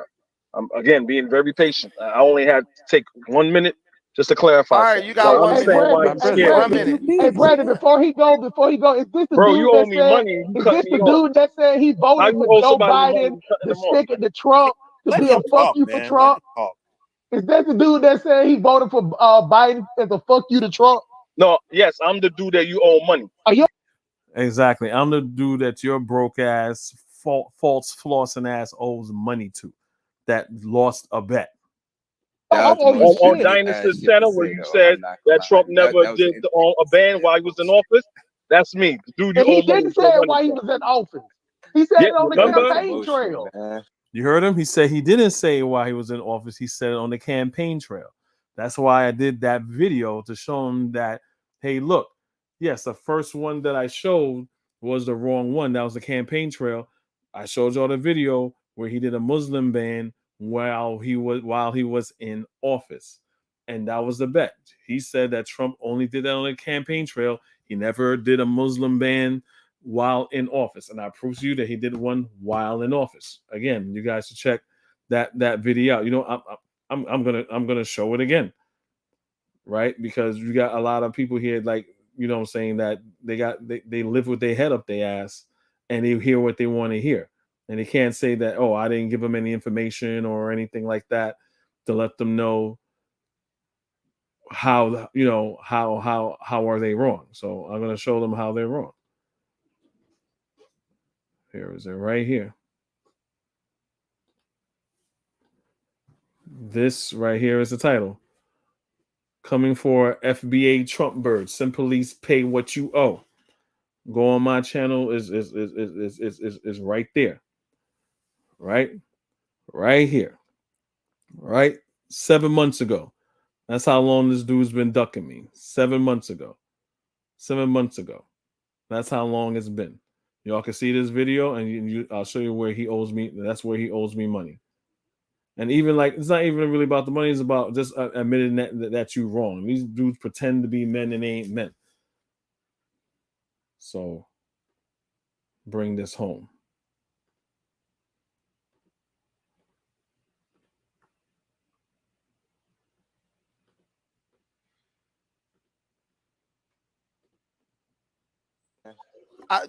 Okay. Here's the thing, Kofi. I asked you a question. Come on, Brennan, you got to give it. And you didn't want to answer it. Juicy, man. And I just want to. I'm gonna let him talk. But what I want to know is why. He's gonna kick me out again. Why would you still be in support of Democrats when Democrats? I didn't say that. Listen, so are you saying that we could count on your vote for Donald Trump in the next election? I was not a part of that conversation. No, I'm just okay. So why should we still support? Why should we still frame these questions in a crazy way? I mean, I'm asking. This is a straight up because you kicked me out the first time, and I'm exactly, and he does frame the questions and not in a crazy way, in a deceitful way, because I can see through him like glass. You know what I'm saying? He's extremely see-through, but I don't do that. I don't. He's sad, you know. So I'm glad that someone on the panel pointed that out. I'm thinking about because I asked you a question and you didn't answer it. That's why you got kicked out. Avoid the initial question. That's cool. I'll answer it though, but you avoiding the question. Yeah. Well, it's my show. It's my show, and yes, I want you to answer. Run for me. I'll answer. Exactly. It's your show, and you're allowed to run for me like a little bitch, right? Because again, I want to bring my point home as far as like why your thing is flawed, right? Anyway, we went through this already, y'all. I'll answer the question. Why should black people in 2024 continue to support Democrats when Democrats have totally abandoned black people and they made it clear that they're focused on Hispanics? Black people should be voting for Democrats, especially the Biden administration. He didn't do anything that he said he was going to do in his acceptance speech. He had control of the at the House. He could just do an executive order. Like I said all the time, I'm not a MAGA cultist, so I could see nuance in the Republican Party. There's certain things about Donald Trump, even though he's a fucking piece of shit. The thing I admire about Donald Trump, he knew what he could do. At least he did an executive order. If Joe Biden really wanted to do all the shit that he said he wanted to do, he could just do it at a stroke of a pen and show black people that he's not going to do that. To the point where on Edmund Pettiman's bridge on the anniversary of something with John Lewis or whatever, they there walking hand in hand like it's still 19, like it's civil rights fucking era. I'm like, why the fuck are y'all marching on a motherfucking bridge? Sorry, I didn't mean to curse because it gets me upset. The whole thing is about y'all have no power. You have power. Slap fire out of Kamala Harris. Tell her to go back and tell Joe to do all the shit you said you're gonna do. That's the thing I don't understand. That's the part where it comes where black people. So should black people be voting? Joe Biden in 2024. So who should they vote for? Far as like the Democrat, like again, the Democrat. What do you think gives us the best chance? No, period. Across all parties. Who do you think gives us the best chance? Hey, you got to go to Jaguar, man. You got the background. You got to go to Jaguar's already muted. That's actually Kofi. But who do you think gives black people the best chance out of the people who are likely to be running? I don't like anyone that's pretty much putting their hat in the arena right now. So don't vote. I really don't, and it's still too early to say I'm definitely going on this person. That's premature and idiotic to have a definite. No, if you had to vote today, that's not premature and idiotic. That gives people kind of like what I'm telling. Yes, it is premature and idiotic because I want to vote for who would I vote for now? I mean, back then, those people weren't running, but I mean, the people right now, there's some candidates that I'm interested in right now, but back then, nobody. I just wouldn't vote. Telling you, listen, what I'm saying, no, guys. Damn, all this emotionalism. Listen, when you guys don't like think, you have to give people like a fallback, like. If nobody else comes through that people know about, most people are going to vote based on whose names they hear the most. Let's be real. That's how it works in politics. You're going to hear Donald Trump. You're going to hear Bobby Biden. Kennedy. Okay, let's hypothetically speak. Joe Biden, Donald Trump, second time. Kofi, who you telling your people to vote for? Fucking nobody. You want the fire or the frying pan? What the fuck? So just don't vote at all. You in the head or at least one is trying to negotiate. Wait. But we've had Trump and nobody got shot in the head. Okay, that's your opinion. So what can you tell me what Trump did to hurt black people? Bro, don't you say you got to go? We had this conversation for like what, a year and change? You're telling me. So you're telling me all this. So wait. So what I'm not telling you to change my mind. I'm not telling you to change my mind. You're not going to agree with me. We don't agree. We don't have to agree. But you're telling me. But you're telling me with all this stuff, right? That Joe Biden has messed up. You wouldn't even bring Trump in, someone who's gonna fix this stuff, get us up out of it more. No. Wait. So Trump is anti-Ukraine. He's Trump is anti-Ukraine because he's pro-Putin. Go ahead. China. He's he again. Thing for China. We owe China. America owes China. We owe China billions of dollars, right? We owe China money. This should be a negotiation deal. China will take advantage of us. Yes, China got us about the balls because we owe them money, plenty of money, and Donald Trump kind of messed it up to do it in that way. Are they, unfair, with certain things? But when Donald Trump did what he did, avocados was mad expensive. All things coming from China, imports were ridiculously expensive, and we had to pay that, the people. But that type of Donald Trump socialism is fine. He's literally proven that he's willing to do what it takes against China and these other countries that try to take advantage of the United States. And he gave he gave $45 billion to black HBCUs. Lies. Another lie that he is telling. Donald Trump did not unilaterally champion and fight to give black HBCUs money. It was something that was happening during the Obama era, and it was a bipartisan agreement that was in the works before Trump took office. All Trump had to do was sign it. Thank you for that you were able to sign your name on something like that. Kudos to you, but you did not fight for it. And again, he's being deceitful and want to lie to people who are not politically inclined or aware to make them think that Donald Trump is fighting for black people to have these things when he didn't. Donald Trump is lazy as hell.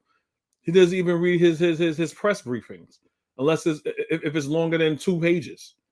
He's a lazy ass. So he's not reading the executive orders and reading all these things that has to be done. Come on. He did the First Step Act. He opened up the opportunity zones in black communities. And you're telling me you wouldn't vote for that again? And you so wait. So what I'm not telling you to change my mind. I'm not telling you to change my mind. You're not going to agree with me. We don't agree. We don't have to agree. But you're telling me. But you're telling me with all this stuff, right? That Joe Biden has messed up. You wouldn't even bring Trump in, someone who's gonna fix this stuff, get us up out of it more. No. Wait, so Trump is anti-Ukraine, he's anti-China, he's literally proven that he's willing to do what it takes against China and these other countries that try to take advantage of the United States. And he gave he gave $45 billion to black HBCUs. He did the First Step Act. He opened up the opportunity zones in black communities. And that's again another half-assed lie. First Step Act and opportunity zones was for low-income neighborhoods, open to everybody. Everybody. It's like saying civil rights was only for black people, which we know that's not the truth. It was supposed to be only for black people, but it's for anyone who is quote-unquote marginalized. So that'll be women, that'll be Hispanic people, that'll be disabled people. And the list goes on and on and on and on. So again, guys, he's lying to you. Black Republicans say the same thing over and over again, and they believe this delusion. They believe in the half-truth, see the half-truth, and see it as a cup that's all the way full. That's totally full. That's a half-truth. He did not do that only exclusively for black people. Now, if you want to take opportunity of those things that he's done for all people, right? Yeah, get on the ground floor where you am, but don't lie and say, well, he did this for black people. That's a lie. And you're telling me you wouldn't vote for that again? And you care about black people? You're still giving half-assed. I'm asking you a question. Can I answer the question? I'm not going to answer how you want me to. I'm answering. You don't have to. Not question. You don't have to. 5 direct policies. Kofi. Wow, that always cutting me off, man. So it's not sucking down Trump's dick or the Republican Party. Hold on. And you see, and here's the thing: he did not interrupt me when I was dumping on the Democrats at all. He gets, and remember, he's supposed to be an impartial, whatever, who got the best deal on the table and shit like that. But the moment I start giving the same energy and the same because I'm discontent with both parties, when I do the same thing, remember, I'm supposed to be a Democrat, right? And if I'm honest enough to tell you about the Democrats, you should also say, well, you know, since he's honest about being a Democrat, he should be honest about how he feels about the Republicans and his take on the Republicans, right? So he's telling these half-ass truths that's not 100% right, and that's why I didn't want to have this conversation, because we're gonna keep it's not gonna go nowhere, because he believes in these lies that Donald Trump did all these things with his black people. I'm surprised he didn't mention the Donald Trump promise what's that shit called? He promised black people $40 billion or whatever if he voted for them or whatever. But I'm like, okay, that's something that Donald Trump directly said that he'll do for black people. He only said that after the 4 years is all over, not giving us anything exclusively.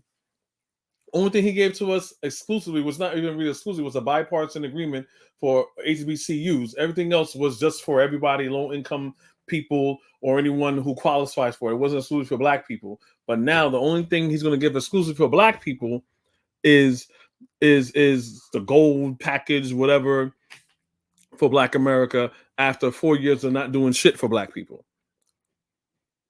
I'm surprised he didn't mention that. But he believes that Donald Trump's going to do that after 4 years of not doing it. He could have did it, like the Muslim ban and signing protection to protect the police and all this other stuff. Out of all those things that Donald Trump did, he didn't do that. But now, after being impeached, after being exposed as a liar and a liar, a thief, a crook, a grifter, and all this other stuff. He's going to promise black people these direct things. Go ahead, Kofi. Go ahead. Again, we have having this conversation for over a year. You are convinced of what Donald Trump is doing. You believe in the half-ass truth. The half-ass truth is that going around saying, "Oh, Donald Trump did this for HBCUs." That's a half-ass fucking. So he didn't do nothing for. So he didn't do nothing for HBCUs. God, all right, man. All right. So man. he didn't do nothing for HBCUs. No, I'm asking you, what's the truth? You're telling me. I can't talk. No, what you're telling me. No. Wait. No. What you got to say, man? Listen. I'm hanging back. So okay, cool. So what you're saying? He alerted the questions, bro. No. No. Listen. The guy. Listen. I'm giving you guys an example of the feminine type of black men you got out here really in these streets. Kofi can't be a man and just say, yeah, Donald Trump did some good things for the black community. Now you're insulting me. Yes, I am insulting you. Okay, see, he isn't, but he say he's not getting emotional. He doesn't insult people. He don't do it to Tariq Nasheed. He doesn't, all these lies that he will say. But when he gets checkmated and people won't, sorry about that. And people, he gets in his feelings, and people won't answer question how he wants. So he wants to be the dictator. It's one thing that, hey, look, this is my show, respect the host. It's different from saying, well, you're going to say what I want to say, and I could belittle you, and you're going to have to sit there and take it. That's not happening at all. That's not happening at all. And I think that's what he thinks, that people should just sit there and just take that type of abuse. And it's not happening. It's not happening over here with me. You know what I'm saying? Hold on. Let me share it back. I've been on here for a minute. I'm about to bring it to an end. Where I'm at. I did not expect you on here like that, but whatever. I'm having fun.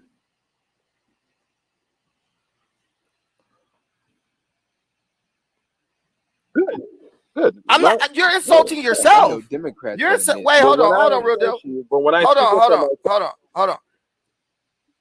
A man got to tell the truth. Stop talking about a man and you ran for me like a bitch. You kicked me off like a bitch. Yeah, I'm going to insult you. I'm going to do this and all that, and you're going to kick me off. Again, guys, I'm the only person who he kicks off. And then they're gonna. I'm not even gonna play their bullshit. Then they're gonna lie again, saying that Biden doesn't want to do debates, right? Biden don't want to do debates, and I think the reason why Democrats don't want to do debates because Biden is old and feeble, and he probably might start talking about Christmas when they start asking about what about the infrastructure? Well, my favorite Christmas song is I'm at a debate. So they're scared of that.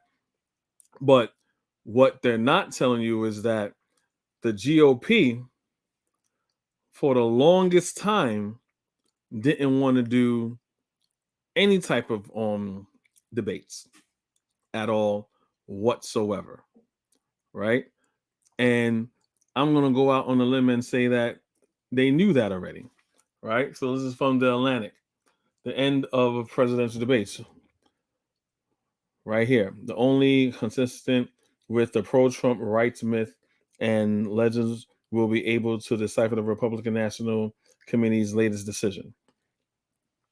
Right? They don't want, so you can check that out on The Atlantic. They don't want to do any debates. And this is old. This is as of, come on now.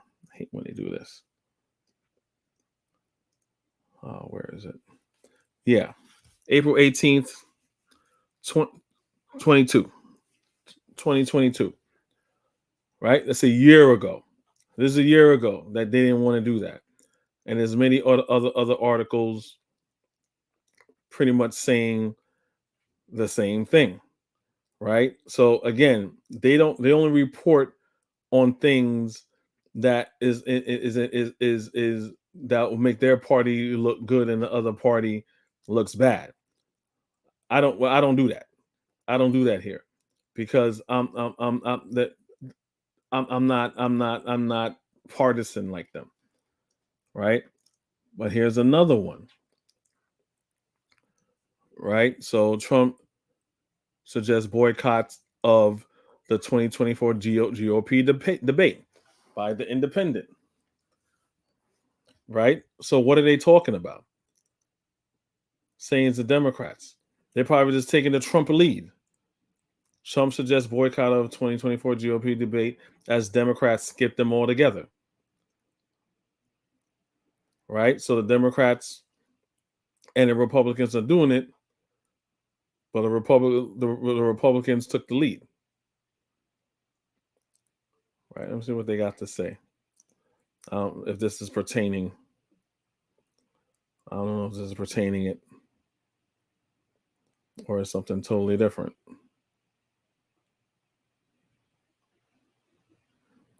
Whatever. You guys just check that out on your own. Right? I'm just giving you a couple examples. What? Yeah. You guys can check that on your own. It's been a while. I'm about to be out. I appreciate everybody that was here. I pretty much made my point of everything. And I'll continue. Brandon's not a Pan-Africanist. He's not even honest. He doesn't even let people talk on his platform or even talk long enough to disagree with him. And I'm going to keep exposing him because it's easy, one, and two is entertaining, and it's an easy W. So thank you all for joining me. Please remember to like, share, subscribe, and once again, you have any things you want me to talk about, share your thoughts, your opinions, anything, or any show ideas that you want me to do, let me know. Again, take care of yourself. Until next time. Peace.